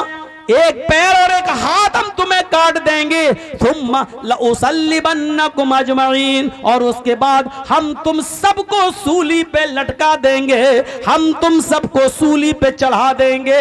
इसके जवाब में ईमान चूंकि पैदा हो चुका था, फिरौन सामने था, फिरौन का लश्कर सामने था, लेकिन इसके बावजूद जब ईमान पैदा हो गया तो इसके जवाब में उन्होंने क्या कहा? फिरौन के जादूगरों ने जो ईमान लाए, क्या कहा? फ़क़ज़ी मा अंत क़ाज़ी, फ़क़ज़ी मा अंत क़ाज़िन। आए फिरौन, तुझे जो करना है कर, मेरा हाथ काटना है काट, मेरा पैर काटना है काट, मुझे सूली पे चढ़ाना चढ़ा दे, मुझे फांसी देना फांसी दे दे। अंत क़ाज़िन, तू काजी है, तू जज है, तू जो चाहे कर, तुझे इख्तियार है कर ले, लेकिन इतना याद रखना, इन्नमा तक़ज़ी हाज़िहिल हयातिद दुनिया, तू सिर्फ दुनिया की जिंदगी का फैसला कर सकता है, आखिरत की जिंदगी का फैसला तू नहीं कर सकता। आखिरत में तो मेरा रब मेरे साथ है ही, इसलिए तुझे दुनिया में जो करना हो कर ले।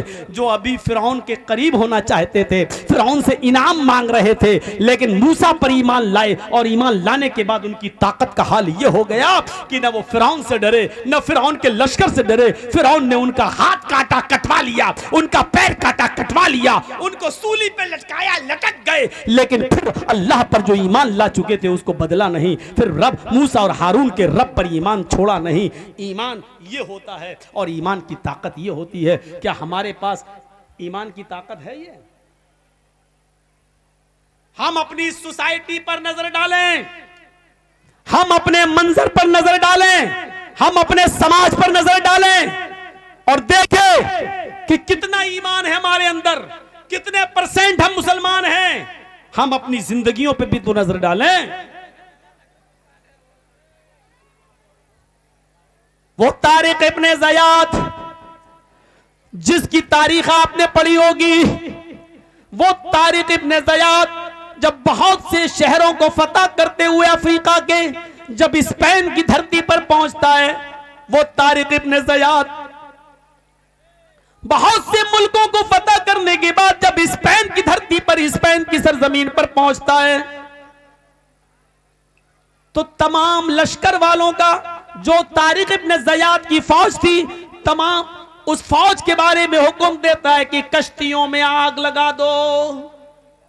समंदर से रास्ता पार करते हुए स्पेन में घुसते हैं तारिक इब्ने ज़ियाद, और जब स्पेन पहुंच जाते हैं तो जो फौज कश्तियों में आई थी, नाव पे आई थी, तारिक इब्ने ज़ियाद ने हुक्म दिया सारी कश्तियों को जला दो। लोगों ने कहा ये क्या कर रहे हैं आप, क्यों जला दें? फरमाया आप या तो इस धरती के ऊपर अल्लाह के इस्लाम का झंडा गड़ेगा या हम मरेंगे, दो ही रास्ते हैं। आए फौजियों तुम्हारे पास, आए इस मुसलमानों तुम्हारे पास, हम यहाँ या तो अल्लाह के कानून का निफाज करेंगे या मरेंगे, भागने का कोई रास्ता नहीं है, इसलिए हमने कश्तियां जलवा दी हैं। अब न कोई भाग सकता है, न कोई फरार हो सकता है। अब इस मुल्क में रहना हो तो अल्लाह के इस्लाम का झंडा लहराना है या फिर जिहाद करके हमें मर जाना है। हमारे पास दो ही रास्ते हैं, जिंदा रहना है तो इस्लाम नाफिज करो, नहीं तो लड़के मर जाओ।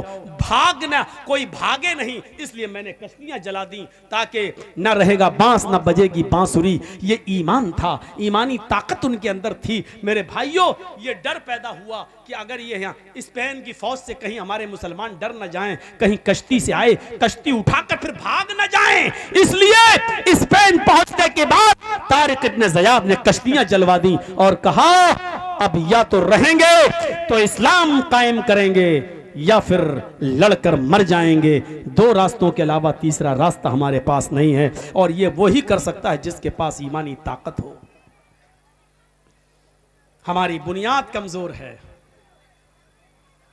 अभी देख लीजिए, अभी एक लड़के की किसी लड़की से शादी की बात माँ बाप चलाने लगे, ईमान का अंदाजा लगा लीजिएगा, वहीं पर फौरन बात होते होते होते होते बात आ जाएगी। बेटा क्या करता है कि कपड़े की दुकान है, 10 लाख रुपए की दुकान है, उस पर बैठता है। फौरन लड़के का बाप एकदम कहेगा कि जब 10 लाख की दुकान पे बैठता है तो कम से कम एक मोटरसाइकिल तो आप दे ही दोगे। मेरा बेटा 10 लाख की दुकान पे बैठता है, कपड़े की दुकान पे बैठता है, तुम्हारी बेटी को खिलाएगा पिलाएगा, तो क्या आप दुकान पे आने जाने के लिए क्या एक बाइक नहीं दे सकते हो? अभी पता चल जाएगा शादियों के मौके पर कि ईमान कितना % हमारे अंदर मौजूद है। मेरे भाइयों, मैंने कल के भी जलसे में कहा था कि जब कोई अपने बेटे के नाम पर बाइक मांगता है, मोटरसाइकिल मांगता है, तो अल्लाह की कसम मुझे ऐसा लगता है कि इससे बड़ा इंटरनेशनल भिखारी कोई है ही नहीं। मेरे दरवाजे पर कोई लंगड़ा लूला आए, 100, 200, 500 रुपए देने में अच्छा लगता, कमाने के लायक नहीं है, हाथ कटे हैं, पैर कटे हैं, लंगड़ा है, आंखों से अंधा है, अल्लाह के नाम पे मांग रहा, 100 रुपए दे दो बेचारे को, अच्छा लगता है क्योंकि वो अल्लाह के नाम पे मांग रहा है। अब ईमानदारी के साथ बताओ, ये हट्टा कट्टा नौजवान तंदुरुस्त और अपने बेटे के नाम पे कह रहा है 70,000 की बाइक दे दो। वो अल्लाह के नाम पे मांग रहा है, ये बेटे के नाम पे मांग रहा है। तो ईमानदारी के साथ बताइए कि इंटरनेशनल भिखारी कौन हुआ?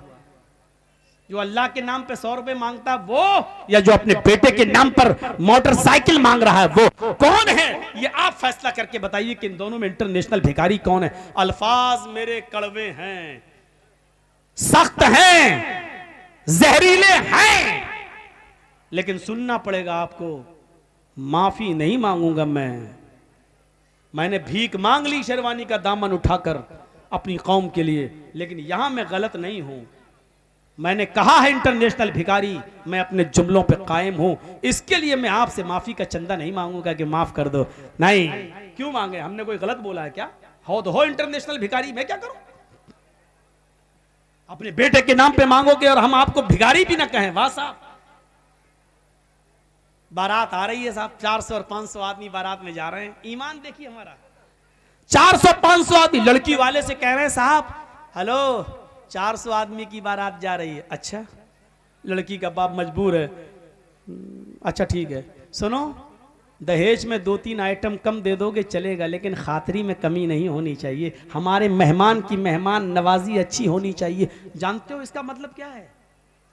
ये लड़के का बाप जो लड़की के बाप से कह रहा है मेहमान नवाजी अच्छी होनी चाहिए, इसका मतलब आप समझ रहे हो? इसका मतलब है मेरे साथ जो 250-300 बाराती आ रहे हैं, बाराती नहीं चोर जो आ रहे हैं, चोर भी नहीं, डाकू, ये लुटेरे जो हमारे साथ आ रहे हैं, इनको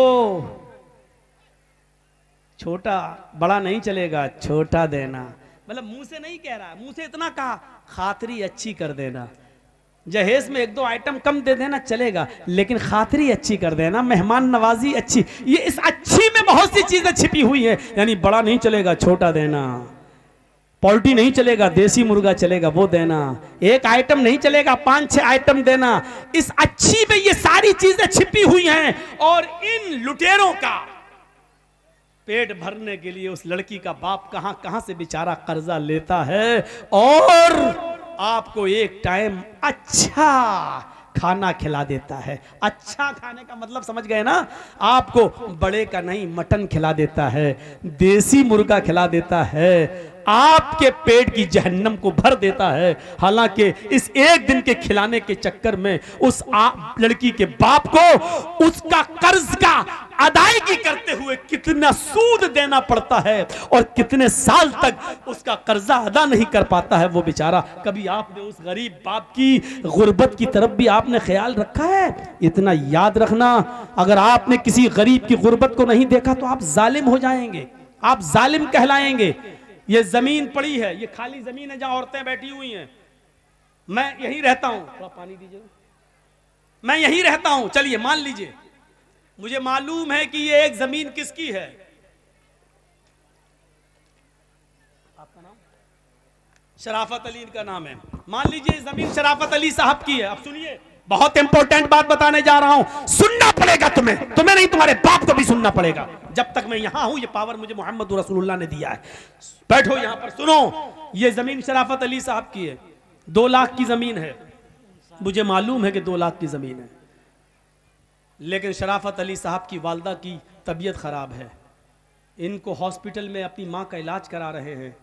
अब जर्जीज साहब सोच रहे हैं कि शराफत अली अपनी मां की तबीयत का इलाज कराने के लिए अपनी जमीन बेचेगा, क्योंकि उसके पास पैसा नहीं है। अब जर्जीज साहब उसकी जमीन बिकने का इंतजार कर रहे हैं और मजबूरी का फायदा उठाना चाहते हैं कि 2 लाख की जमीन हमें 1.5 लाख में मिल जाए। शराफत साहब आए, जर्जी साहब आप मोहल्ले में अच्छे आदमी हैं, आप हमारी ज़मीन ले लीजिए। साहब हमें ज़मीन की ज़रूरत नहीं, और लॉकडाउन के बाद ज़मीन की कीमत बढ़ भी नहीं रही है साहब, हालात ख़राब नहीं है। साहब ले लीजिए, मेरी माँ की तबीयत ख़राब है। ओह अच्छा, वालदा की तबीयत ख़राब है, हाँ ठीक है, अगर 1.5 लाख रुपए में देना तो दे दो, क्योंकि ज़मीन की कीमत बढ़ तो रही नहीं है।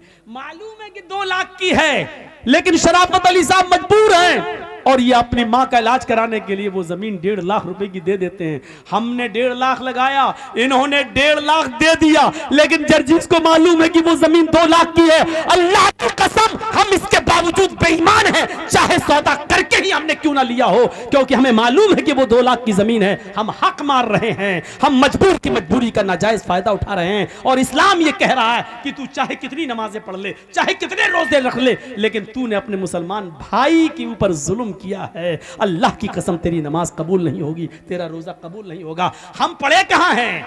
चले गए मस्जिद में, पढ़े आए 2 रकात नमाज पढ़ के, दाढ़ी पे हाथ फेर के निकल गए, लगता है जैसे अल्लाह पर बहुत बड़ा एहसान करके आए हैं, अल्लाह पे बहुत बड़ा एहसान करके आए हैं। जब तक तुम लोगों की मजबूरी का फायदा उठाओगे, तुम्हारी इबादत कबूल नहीं होगी।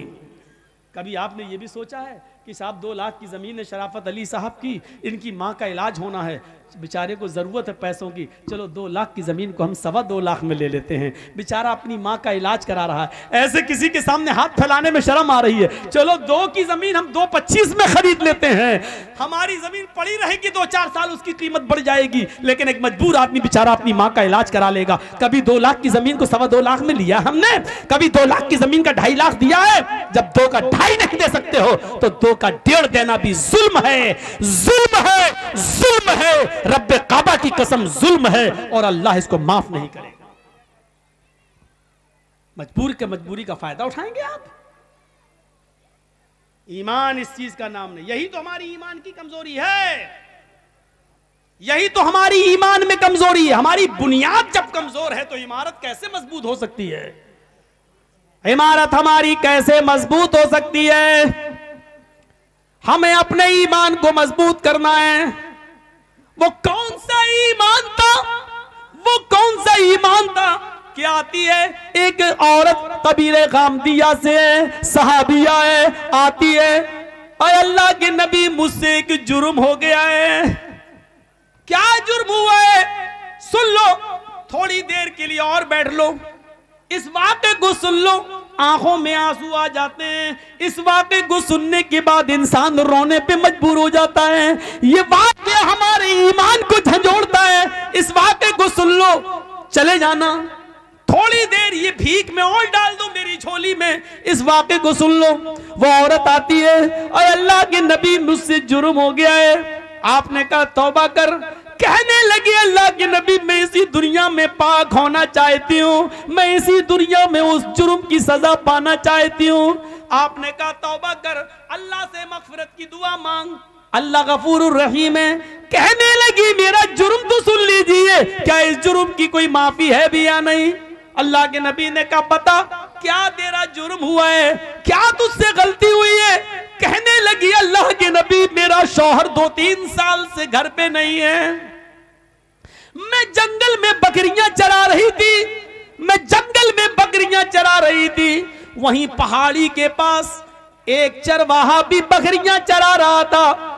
हम अपने शौहर से 2-3 साल से दूर थे, इसलिए हमारे दिल की उमंगें उठने लगी और उस बकरियां चरवाने वाले चरवाहे के साथ मिलकर हमने जिस्मानी ताल्लुक, शारीरिक संबंध बना लिया। एक पहाड़ की झाड़ी में, पहाड़ी के नीचे की झाड़ी में हम दोनों गए और हम दोनों ने जिना कर लिया। इन्नी कदा सबदुल हद या रसूल अल्लाह, आय अल्लाह के रसूल मैं हद को पहुंच चुकी हूं, मुझसे इतना बड़ा जुर्म हो गया है। उस जुर्म की सजा इस्लाम में यह है कि मुझे पत्थरों से मार मार के मार डाला जाए। आप कैसे कह रहे हैं कि अल्लाह से माफी मांग ले, अल्लाह से तौबा कर ले?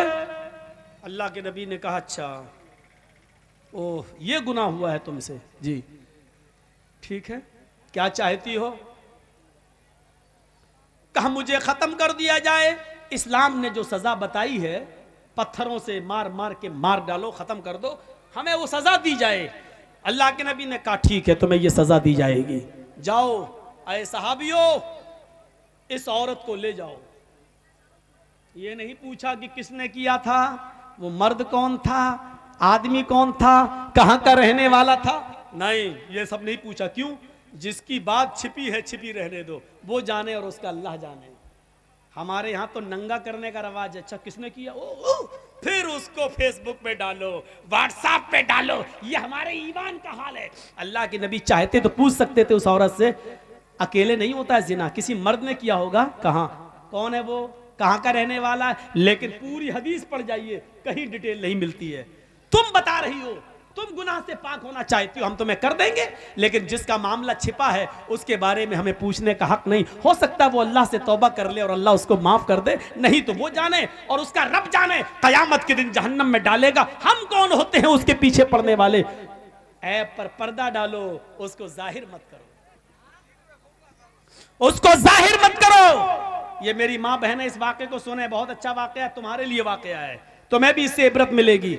अल्लाह के नबी कहते हैं कि जाओ इस औरत को ले जाओ और सीने के बराबर, ये सीना जो होता है औरत का, यहां इतना इसको जमीन में गाड़ देना और सर पे पत्थर मारना, और उस वक्त तक पत्थर मारो जब तक कि ये औरत मर न जाए, इसकी रूह न निकल जाए। ये औरत की सजा क्या है? शादीशुदा मर्द की और शादीशुदा औरत की अगर वो जिना कर ले तो सजा क्या है? पत्थरों से मारा जाएगा। मर्द को दौड़ा दौड़ा के मारा जाएगा, मर्द को एक मैदान में खड़ा कर दिया जाएगा बीच में, और चारों तरफ पब्लिक रहेगी, आवाम, सबके हाथों में पत्थर होंगे, और इस तरीके से चारों तरफ घेरा बना लिया जाएगा कि वो भागने ना पाए, और बीच में उस आदमी को खड़ा कर दिया जाएगा, और फिर पत्थर मारे जाएंगे, जहां से गुजरेगा वही पत्थर, सबके हाथों में पत्थर होना चाहिए। ये मर्द की, समझ रहे हैं जिना की सजा क्या है? जिसको हम मामूली काम समझते हैं वो इतना बड़ा जुर्म है शरीयत में। किसी की बहन और बेटी की इज्जत व आबरू से खेलना इतना आसान नहीं है शरीयत में। इसकी सजा, जब तुम किसी की इज्जत लूट रहे थे तो तुम्हारे जिस्म के हर हर बाल, रोंगटे को, रुएं को उसका इंजॉय मिल रहा था, मजा मिल रहा था, इसलिए सजा भी ऐसी मिलनी चाहिए कि जिस्म के एक एक रोंगटे को और एक एक रुएं को उसका एहसास हो जाए, इसलिए सजा भी इतनी सख्त रखी गई है। मर्द को दौड़ा दौड़ा के मारा जाएगा, लेकिन औरत को दौड़ा दौड़ा के नहीं मारा जाएगा, क्योंकि उसकी बेपर्दगी हो सकती है, दौड़ेगी तो उसको जमीन का गड्ढा खोदा जाएगा और उसको खड़ा कर दिया जाएगा और सीने के बराबर मिट्टी डाल दी जाएगी, यानी इतना गाड़ दिया जाएगा सीने के बराबर यहां तक, और सर उसका खुला रखा जाएगा, और फिर उसके सर पर पत्थर मारे जाएंगे, और उस वक्त तक पत्थर मारा जाएगा जब तक कि औरत मर न जाए। चाहे ये रजामंदी वाली जिना है, मर्द भी राजी औरत भी राजी और दोनों ने कर लिया, जिना बिल जबर तो जिना होता ही नहीं है। अगर मर्द ने जबरदस्ती की तो वो जिना नहीं माना जाएगा, या औरत के साथ अगर जबरदस्ती की गई, वो बेचारी नहीं चाहती थी लेकिन बंदूक रखकर उसके साथ इज्जत लूटी गई, तो फिर औरत गुनाहगार नहीं होगी क्योंकि उसके साथ जबर किया गया। तो फिर मर्द को सजा दी जाएगी, औरत को नहीं। और औरत ने अगर बंदूक रख के गलत काम करवाया, मर्द ने मजबूर होकर गलत काम किया, तो औरत को सजा दी जाएगी, मर्द को नहीं। लेकिन मर्द भी राजी, औरत भी राजी, तो दोनों को सजा दी जाएगी। अगर दोनों में से एक कुंवारा है, एक शादीशुदा, तो शादीशुदा को पत्थरों से मार मार के जान से मारा जाएगा, और जो कुंवारा था उसको 100 कोड़े मारे जाएंगे और 1 साल के लिए अपने शहर, अपनी बस्ती से बाहर कर दिया जाएगा, उसको गांव से निकाल दिया जाएगा, और अपने गांव में 1 साल तक आने की एंट्री इजाजत नहीं मिलेगी। 100 कोड़े पड़ेंगे, चमड़े के कोड़े, चमड़े के, कपड़े के नहीं, चमड़े के कोड़े।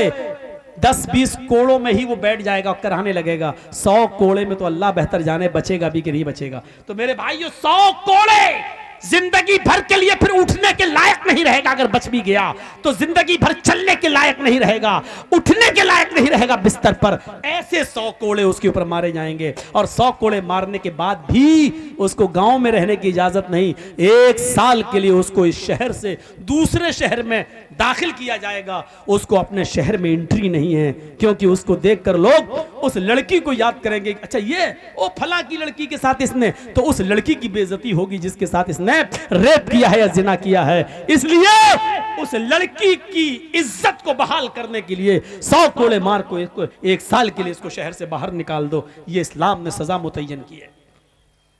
इस औरत को ले जाया जाने लगा। ईमान देखिए, ईमान।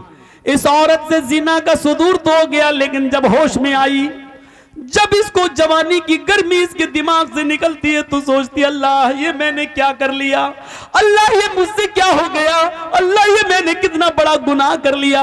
अब मुझे इस दुनिया में जिंदा रहने का हक नहीं है। किसी को मालूम नहीं था, लेकिन इसने खुद अल्लाह के नबी को आकर बता दिया।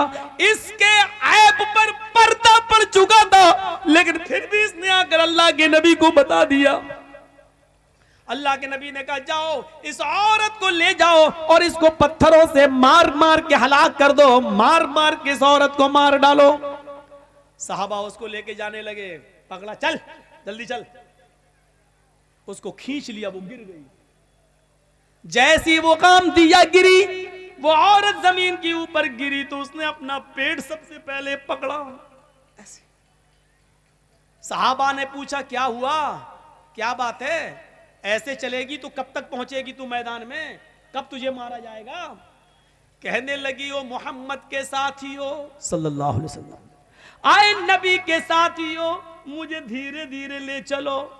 जिस आदमी ने मेरे साथ मुंह काला किया था, जिस आदमी ने मेरी इज्जत लूटी थी, जिस आदमी से मैंने जिना किया था, उस आदमी का गर्भ मेरे पेट में ठहर गया है, उसका हमल मेरे पेट में ठहर गया है। मेरे पेट में एक मासूम जिंदगी है, मेरे पेट में उस आदमी का बच्चा पल रहा है। धीरे धीरे ले चलो, मैं तेज नहीं चल सकती। सहाबा ने कहा, तेरे पेट में बच्चा है? कहने लगी, हां। रुको, साहब अल्लाह के नबी के पास आए। अल्लाह के नबी, आपने उस औरत को कत्ल करने का, मारने का हुक्म दिया है, लेकिन उस औरत के पेट में तो बच्चा है। आपने बुलाया, इधर आओ। आई, तुम्हारे पेट में बच्चा है? जी। तो तुमने पहले क्यों नहीं बताया? कहा, अल्लाह के नबी, इसलिए नहीं बताया क्योंकि इस बच्चे का बाप वही है जिसने मेरे साथ जिना किया है, और मैं नहीं चाहती हूं कि ये बच्चा पैदा हो, और जब इस बच्चे को बड़े होकर पता चले कि मेरा बाप का पता नहीं, मैं नाजायज औलाद हूं, तो ये जिंदगी भर मुझे गाली देगा। इसलिए मैं चाहती हूं कि मैं मरूं तो मेरे साथ मेरे पेट का बच्चा भी मर जाए, इसलिए मैंने आपको नहीं बताया। नबी अकरम ने क्या कहा, आय औरत, नहीं, कसूर तेरा था, गलती तेरी थी, जिना तूने किया, तेरे पेट में पलने वाले उस मासूम बच्चे का क्या कसूर है, उस बेचारे की क्या गलती है, उसको तू क्यों मारना चाहती है? नहीं नहीं, अभी तुम्हें कत्ल नहीं किया जाएगा, अभी तुम्हें मारा नहीं जाएगा, जाओ अभी इस बच्चे को अपने पेट में 9 महीने तक पालो, और जब बच्चा पैदा हो जाए तब लेकर आना। नाजायज बच्चा है पेट में, बाप का पता नहीं है, लेकिन अल्लाह के रसूल एक नाजायज बच्चे को भी गिराने की इजाजत नहीं दे रहे हैं। काश मोदी जी के चमचे, योगी जी के चमचे कम से कम इस हदीस को पढ़ लेते, नबी की जिंदगी के इस वाक़े को पढ़ लेते। चाचा क्या हो गया? लाओ, पैसा लेने के लिए तो दुनिया परेशान है। গদা শিমুলের लीजिए भाई, ছোট 500 ছেলে হারিয়ে গেছিল, 500 তাকে পাওয়া और গেছে, कुछ? স্টেজে রাখা আছে। सब? গদা শিমুলের উনসাহাকের और ছেলে, তাকে স্টেজে রাখা হয়েছে, ছেলের গার্জেন এসে নিয়ে যাবেন। सुनिए सुनिए सुनिए थोड़ा सा, आप इधर देखिए, बड़ा अच्छा वाकया है।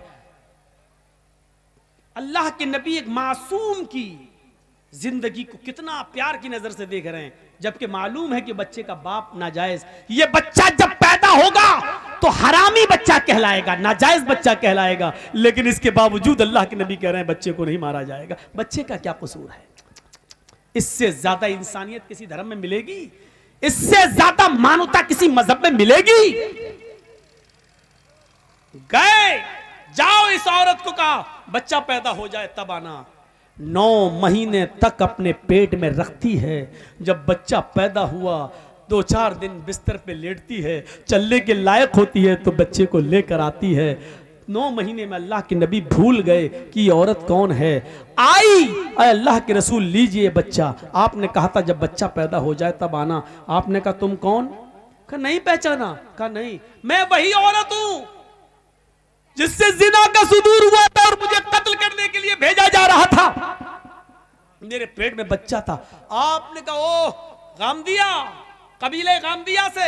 हाँ हाँ, अच्छा अच्छा अच्छा अच्छा, ओ अब बच्चा पैदा हो गया? कि हाँ, ये लीजिए। उस औरत ने अपना बच्चा मोहम्मदुर रसूलुल्लाह के हाथों में दे दिया। मीडिया वालों लिखो, अगर तुम्हारे कलम में ताकत है दिखाओ मानवता की ये शक्ल मोदी जी को और योगी जी को। बताओ कि मौलवी जर्जीस ने डंके की चोट पर ऐलान करके कहा है इंसानियत का ये सबक, जिस बच्चे का बाप पता नहीं है, जो पैदा तो हो चुका है लेकिन नाजायज औलाद है, ऐसी नाजायज औलाद को मोहम्मद रसूलुल्लाह अपनी गोद में उठा रहे हैं, उस बच्चे को अपने सीने से लगा रहे हैं। तुम तो ब्राह्मणों के मंदिरों में शूद्र नहीं जा सकता है, ब्राह्मण की थाली में हरिजन नहीं खा सकता है। तुमने तो छूत छात के ऐसे नियम बना दिए हैं कि अल्लाह के बंदों में ही बंटवारा कर दिया है कि ब्रह्मा जी ने अपने मुंह से ब्राह्मण को पैदा किया, हाथों से छत्री को पैदा किया, राम से वेश को पैदा किया, पैरों से शूद्र को पैदा किया। ब्रह्मा जी ने अपने मुंह से इसको, हाथों से इसको, छत्री को, ठाकुर को और हरिजन को सबसे नीचे वाले हिस्से से। तुमने तो बंटवारा कर दिया है, तुमने तो बंटवारा कर दिया है। मेरे प्यारे साथियों, जरा तसव्वुर तो कीजिए, इस्लाम के अंदर मसावात का ऐसा दर्स मिलेगा, ऐसा दर्स मिलेगा। आपके मोहल्ले की मस्जिद है, अजान हो गई है, पहली सफ भर गई है, जर्जी साहब मस्जिद में जाते हैं, एमएलए मिनहाज साहब मस्जिद में जा रहे हैं नमाज पढ़ने के लिए।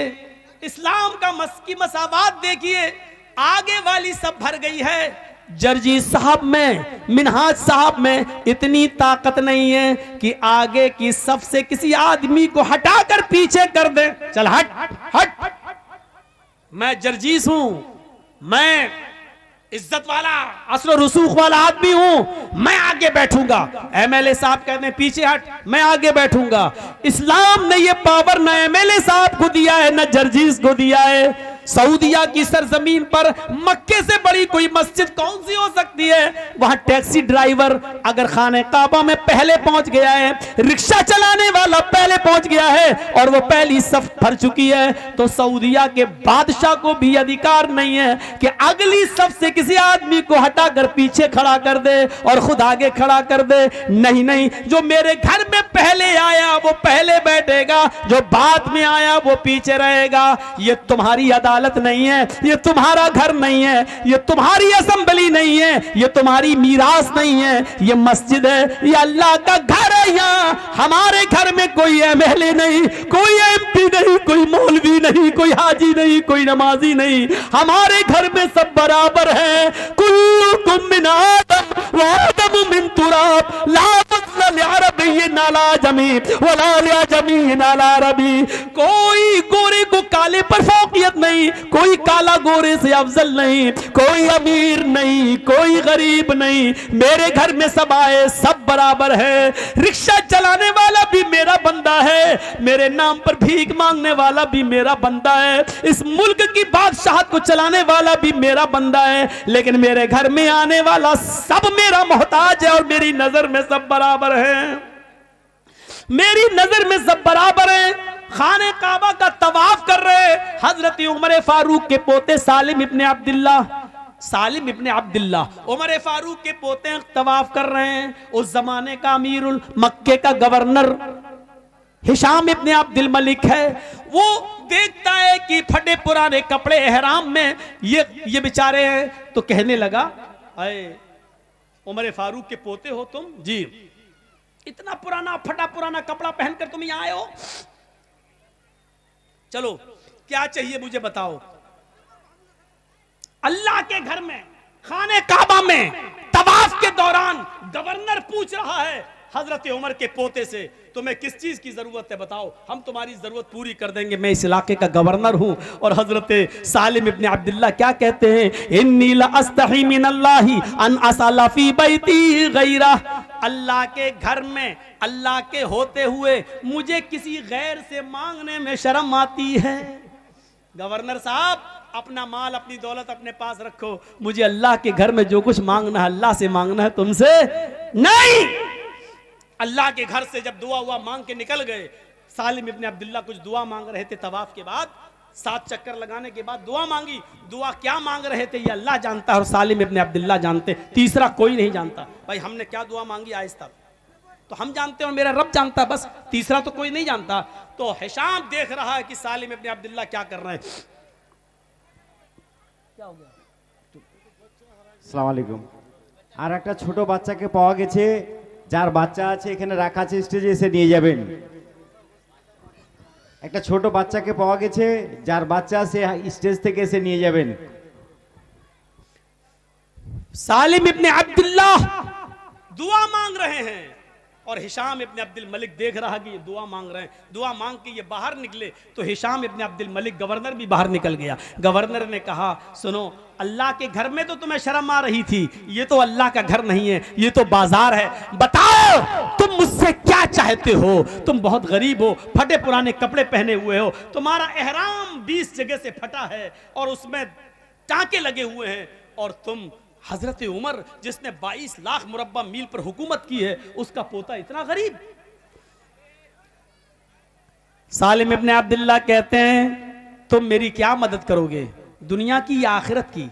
का आखिरत की मदद तो कोई किसी की नहीं कर सकता है, वहां तो अमल साथ में जाएंगे। हम तुम्हें कपड़ा दे देंगे, गल्ला दे देंगे, अनाज दे देंगे, कुछ दुनियावी जो जरूरत हो, दाल चावल दे देंगे, घी दे देंगे, दुनिया में जो चीजों की जरूरत है बताओ, थोड़ा सोना दे देंगे, चांदी दे देंगे तुम्हें। सालिम इब्ने अब्दुल्ला हंसने लगे। गवर्नर ने कहा, क्यों हंस रहे हो? कहा, है गवर्नर, तुम मेरे आखिरत में कोई काम नहीं आ सकते? कहा, नहीं। और तुम मुझसे ये कह रहे हो कि दुनिया मांगो, सोना मांगो, चांदी मांगो, रुपए मांगो, पैसे मांगो, अनाज मांगो, गल्ला मांगो, यही तो तुम चाहते हो कि मैं तुमसे ये मांगू? कहा, जी, जिस चीज की जरूरत हो। आए हिशाम, आए गवर्नर, जब मैंने तवाफ किया और तवाफ करने के बाद जब मैंने 2 रकात नमाज पढ़ी और 2 रकात नमाज पढ़कर जब मैंने हाथ उठाए और हाथ उठाकर जब मैंने अल्लाह से दुआ मांगी, तो जानते हो मैंने अल्लाह से क्या मांगा? गवर्नर ने कहा कि हाँ, ये तो देखा कि तुम दुआ मांग रहे हो, लेकिन क्या मांगा ये मैं क्या जानूं? तुम जानो, तुम्हारा रब जानता है, मैं नहीं जानता कि तुमने क्या मांगा। हाँ सच है, मैंने अपने रब से क्या मांगा ये मैं जानता हूं, मेरा रब जानता है, और मैं तुम्हें बताना भी नहीं चाहता कि मैंने क्या मांगा। लेकिन तुम बार बार कहते हो मुझसे रुपया मांगो, सोना मांगो, चांदी मांगो, दाल मांगो, चावल मांगो, कपड़ा मांगो, दुनिया मांगो, तुम बार बार मुझसे ये कहते हो। तो सुनो, जब मैंने अपने दोनों हाथ उठाकर अल्लाह से दुआ मांगी, मासल तु दुनिया मैं यमलिकुहा फकैफ असअलुहा मन ला यमलिकुहा, तो दुनिया तो मैंने उससे भी नहीं मांगी जो दुनिया का मालिक है, सोना और चांदी तो मैंने उससे भी नहीं मांगा जो इसका मालिक है। कपड़ा लत्ता अनाज और गल्ला तो मैंने उससे भी नहीं मांगा जो इस दुनिया का मालिक है। फकैफा असअलुहा मन ला यमलिकुहा, तो मैं तुझसे आए गवर्नर ये दुनिया कैसे मांगू, ये दुनिया का मालिक तू है ही नहीं। ये दौलत तेरे पास आज है, कल मरा इस दौलत का मालिक कोई दूसरा हो जाएगा। जब ये घर, ये मकान, ये बिल्डिंग, ये दौलत तेरी है ही नहीं तो फिर तू मेरी क्या मदद करेगा। अरे दुनिया तो मैंने उससे भी नहीं मांगी, अपने रब से भी मांगा तो जन्नत मांगी, अपने रब से भी मांगा तो अपने गुनाहों की माफी मांगी, अपने रब से भी मांगा तो यही मांगा कि अल्लाह जब तक मैं दुनिया में रहूं ईमान के साथ रहूं, जब मेरी रूह निकले तो ईमान पर मेरी रूह निकले। दुनिया सोना और चांदी तो मैंने उससे भी नहीं मांगा। ये ईमान था उनका मेरे भाइयों, एक हमारा ईमान है। अल्लाह के नबी ने उस औरत के उस बच्चे को, जो नाजायज बच्चा था, उस बच्चे को अपनी गोद में ले लिया और कहा जाओ इस औरत को मार डालो, पत्थरों से मार मार के हलाक कर दो। बच्चा पैदा हो गया। अल्लाह की कुदरत देखो, जैसे ही उस औरत को मोड़ा गया, ले जाया जाने लगा, बच्चा रोने लगा। उस औरत ने पलट कर देखा कि मेरा बच्चा रो रहा है, चीखती है। आय अल्लाह के नबी, हर मरने वाले से उसकी आखिरी आरज़ू पूछी जाती है, तमन्ना पूछी जाती है। क्या मुझसे मेरी आखिरी तमन्ना नहीं पूछी जाएगी? हाँ पूछी जाएगी। जिस मैदान में तुम्हें मारा जाएगा उसी मैदान में पूछ लिया जाएगा। कहा अल्लाह के रसूल, अगर उस मैदान की जगह यहीं पर मेरी तमन्ना पूरी कर दी जाए तो? अच्छा बताओ क्या है? कहा अल्लाह के रसूल, मैंने ये बच्चा आपकी गोद में दे दिया, मैं चाहती हूं कि आखिरी बार इस बच्चे को मैं अपना दूध पिला दूं। इसका रोना मुझ पे देखा नहीं जा रहा है। ईमान देख रहे हैं आप, एक तरफ मरने के लिए तैयार है क्योंकि जहन्नम की सजा मैं नहीं भुगत पाऊंगी, दुनिया में सजा भुगत लो ये बेहतर है। एक तरफ ईमान की ताकत ये, दूसरी तरफ बच्चे की मोहब्बत देखिए आप। अल्लाह के रसूल ने वो बच्चा उस औरत को दे दिया। इधर आ, मैं रहमतुल आलमीन हूं, मैं कैसे इस बच्चे का हक मार सकता हूं, ले इसको दूध पिला। उस औरत ने घूम कर, जैसे ट्रेनों में बसों में औरतें घूम जाती हैं और साड़ी उठाकर दूध से लगा लेती हैं, उस औरत ने चेहरा घुमाकर अपने बच्चे को अपने पिस्तान से लगाकर दूध पिलाया। दूध पी लिया, बच्चा हंसने लगा। अल्लाह के रसूल के हाथ में उस औरत ने ऐसे करके दिया ताकि बच्चे की मोहब्बत उसके दिल में ना आने पाए। उसने मुंह मोड़कर उस औरत ने अपने बच्चे को अल्लाह के रसूल के हाथ में दिया। अल्लाह के नबी देख रहे हैं, उस औरत की पिस्तान के निकले हुए दूध की एक बूंद, उसका एक कतरा उस बच्चे के होंठों पर लगा हुआ है। अल्लाह के नबी ने उस औरत से कहा, इधर आ। कहाँ जा रही हो? कहा सज़ा भुगतने के लिए, जो जुर्म मैंने किया है उसकी सज़ा पाने के लिए। अल्लाह के नबी ने कहा, अल्लाह ने मुझे रहमतुल आलमीन बनाकर भेजा है, इस बच्चे की ग़िज़ा तेरी पिस्तान में मौजूद है, ये बच्चे को अभी तेरे दूध की ज़रूरत है। मोहम्मद जालिम नहीं है, इस बच्चे का हक नहीं मार सकता है। ऐ औरत, अभी तुझे कत्ल नहीं किया जाएगा, अभी तुझे नहीं मारा जाएगा। जब तक ये बच्चा तेरा दूध पिएगा तब तक तुझे नहीं मारा जाएगा। इस बच्चे को ले जा और इस बच्चे को दूध पिला। जब तक ये तेरा दूध पिएगा तुझे कत्ल नहीं किया जा सकता। जब ये बच्चा रोटी खाने लगे तब तू लेकर मेरे पास आना। अल्लाह के रसूल ने फिर सज़ा मुलतवी कर दी और उस औरत को वो बच्चा लेके जाना पड़ा। जब बच्चा रोटी खाने लगा तो वो औरत लेके आती है, कहती है अल्लाह के रसूल लीजिए, अब तो रोटी भी खाने लगा।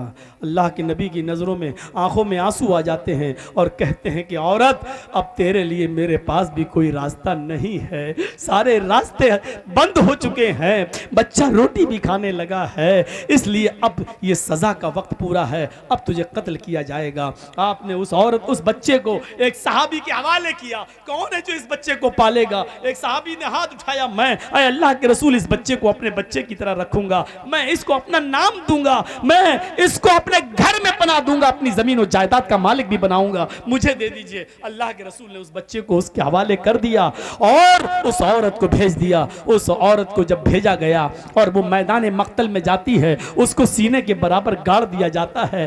पहला पत्थर खालिद इब्न वलीद के हाथों में है, पत्थर मारते हैं उसके सर पे, सर फटता है, खून का फव्वारा उसके सर से निकलता है, उस खालिद इब्न वलीद के कपड़ों पे गिरता है। खालिद इब्न वलीद ने देखा इस औरत के खून मेरे कपड़ों पे आ गया, ये जिनाकार औरत मुंह काला करने वाली औरत, तेरा खून मेरे कपड़ों पे, सकिलक सवातिल, मर जा तू, बुरा हो तेरा, तेरे खून ने मेरे कपड़े गंदे कर दिए।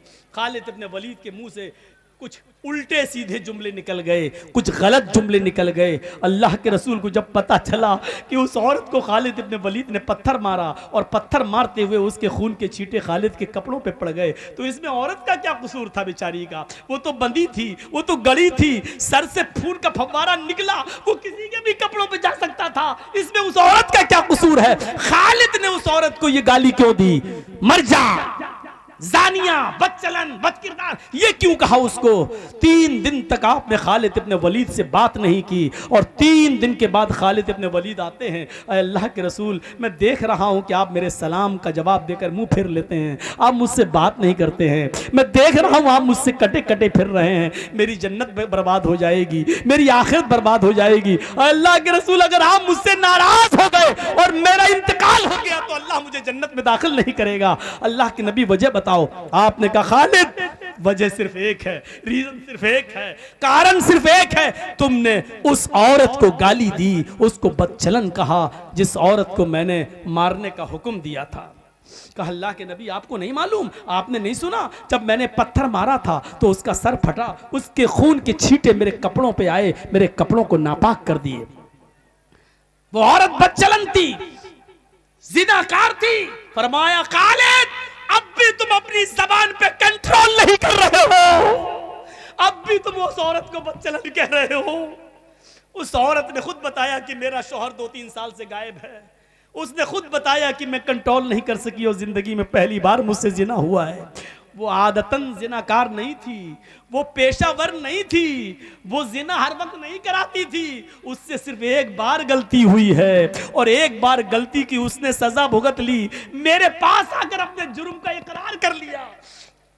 खालिद उस औरत को बदचलन मत कहो, तुम नहीं जानते उस औरत ने कैसी तौबा की है, अपने जान देकर, अपनी जान कुर्बान करके, पत्थरों से पिट पिट कर अपने आप को खत्म करा के अल्लाह की दरबार में, अल्लाह के दरबार में कितनी पाक हुई है तुम्हें नहीं मालूम। आए खालिद उस एक औरत की तौबा को जो मरते वक्त उसने की है, उस एक औरत की तौबा को अगर इस मदीने के 70 गुनाहगारों पे डाल दिया जाए, ऐसे गुनाहगार जो जहन्नम में जाने वाले हों, अगर उस एक औरत की, एक अकेली औरत की तौबा को उन 70 जहन्नमियों पे डाल दिया जाए तो उस एक औरत की तौबा से अल्लाह उन 70 जहन्नमियों को भी जन्नत में दाखिल कर देगा, उन 70 लोगों को भी जन्नत में दाखिल कर देगा। उसने ऐसी तौबा की है कि अल्लाह रब्बुल आलमीन ने उसकी तौबा को अगर इस मदीने के 70 जहन्नमियों पर भी डाला जाए तो अल्लाह उन 70 जहन्नमियों को भी बख्श दे। मेरे भाइयों, ये ईमान की कौन सी ताकत थी जो जिना करने के बाद अपने आप को अल्लाह के नबी के पास लाती है और पेश कर देती है कि अल्लाह के रसूल मुझसे ये जुर्म हुआ है, मुझे सजा दीजिए। ये था ईमान, ये था ईमान। वो कौन सा ईमान था कि सुमैया का बेटा अम्मार ये खड़ा है और सुमैया का शौहर यासिर ये खड़ा है। सुमैया जानते हो ना, इस्लाम की पहली बूढ़ी औरत जिसने सबसे पहले इस्लाम के लिए कुर्बानी शहीद हुई है, वो सुमैया, जिसको बेटे अम्मार को खड़ा कर दिया और यासिर को, और सुमैया के पीछे से हाथ बांध दिया अबू जहल ने और सुमैया के कपड़े फाड़ दिए, नंगा कर दिया। कहा सुमैया मोहम्मद के रब के ऊपर से अपना ईमान हटा। कहने लगी नहीं हटा सकती। सुमैया, अबू जहल ने नेजा उठाया। नेजा जानते ना, जिससे ऊंट को नहर करते हैं, ऊंट यहां मारते हैं ऊंट को ना जब कुर्बानी करते हैं, ऐसे वो नेजा उठाया और सुनो सुनो, बस ये सुन लो और तुम भी जाओ हम भी जाएं आराम से घर में और अपने ईमान को आज से अपने ईमान को जिला बख्शें। सुमैया रजी अल्लाह ताला अन्हा खड़ी हैं, हाथ पीछे से बंधे हैं। मेरी बहनों, तुम अपनी लिपस्टिक की कुर्बानी नहीं दे सकती हो, तुम अपनी फेयर एंड लवली की कुर्बानी नहीं दे सकती हो, तुम अपनी बेपर्दगी नहीं छोड़ सकती हो, तुम अपने बरहना और नंगे कपड़ों की कुर्बानी नहीं दे सकती हो। सुमैया ने किस चीज की कुर्बानी दी? ये ईमान था सुमैया का। सुमैया के हाथ बंधे हैं, अपने बेटे के सामने उसको नंगा कर दिया गया, उसके पति के सामने उसको नंगा कर दिया गया। सुमैया आसमान पे देख रही है, अबू जहल ने नेजा उठाया, कहा मोहम्मद के रब पर ईमान छोड़ती है कि नहीं? कहने लगी नहीं। देखा ताकत, ये ईमान की ताकत है। दुश्मन और उसकी फौज खड़ी है, लेकिन अकेले वो जानती है कि अल्लाह पर ईमान है। जैसे एक पुलिस वाला पूरे गांव के सामने इसलिए ताकतवर होता है क्योंकि वो जानता है सरकार की ताकत हमारे साथ है। सुमैया जानती है ईमान की ताकत क्या होती है, अल्लाह पर भरोसे की ताकत क्या होती है। वो सबसे निडर है, कह रही है नहीं, क्या करेगा कर। उसने नेजा लिया और सुमैया की शर्मगाह में दाखिल कर दिया। बहुत आसान है सुनना, बहुत आसान है सुनना, सुन लो बस, एहसास नहीं कर सकते। अभी 2-4 मोब लिंचिंग करने वाले आपको पकड़ लें और जबरदस्ती जय श्री राम का नारा लगवाएं तो मौत के डर से हम लगा देंगे जय श्री राम, क्योंकि हमारे सामने मौत है। हम जानते हैं। सुमैया से इबरत हासिल करो। सुमैया से कहा जा रहा है मोहम्मद के दीन को छोड़, ईमान से बाज आ जा। कहती है नहीं। शर्मगाह में नेजा दाखिल कर दिया गया, इधर से डाला, उस तरफ निकाल लिया गया। पीछे से हाथ बंधे हैं, हाथ खुले होते तो कम से कम पकड़ सकती थी, निकाल सकती थी, लेकिन हाथ पीछे से बंधे हैं। जैसे फांसी के फंदे पर मुजरिम को ले जाया जाता है और पीछे से उसके हाथ बांध दिए जाते हैं। सुमैया की शर्मगाह में जब नेजा दाखिल होता है खंजर, तो सुमैया आसमान की तरफ देखती है। वो बूढ़ी औरत, जवान भी नहीं थी, जिसकी उम्र 80 को क्रॉस कर चुकी हो, ऐसी बूढ़ी औरत, और उसकी शर्मगाह में नेजा दाखिल कर दिया जाए खंजर। और इस बात भी वो ये ना कहे कि अल्लाह मेरी जान की हिफाजत फरमा, उसके मुंह से ये नहीं निकल रहा है। उसके मुंह से निकला तो क्या निकला? सब्बित कदमैया अला दीनिक या अरहमर राहिमीन। आय अल्लाह, अबू जहल मुझसे मेरा दीन छीनना चाहता है, मुझसे मेरा ईमान छीनना चाहता है। अल्लाह मेरी जान जा रही है, चली जाए, लेकिन मेरा ईमान न जाने पाए। ईमान की ताकत देख रहे हैं आप? सब्बित कदमी अला दीनिक, अल्लाह मेरे ईमान को अपने दीन पर साबित रखना। अल्लाह मेरी जान चली जाए परवाह नहीं, लेकिन मेरे ईमान को बचा लेना। अबू जहल को गुस्सा आता है, कहता अब भी नहीं मानती है? कहती है नहीं। 2 ऊंट मंगाता है अबू जहल।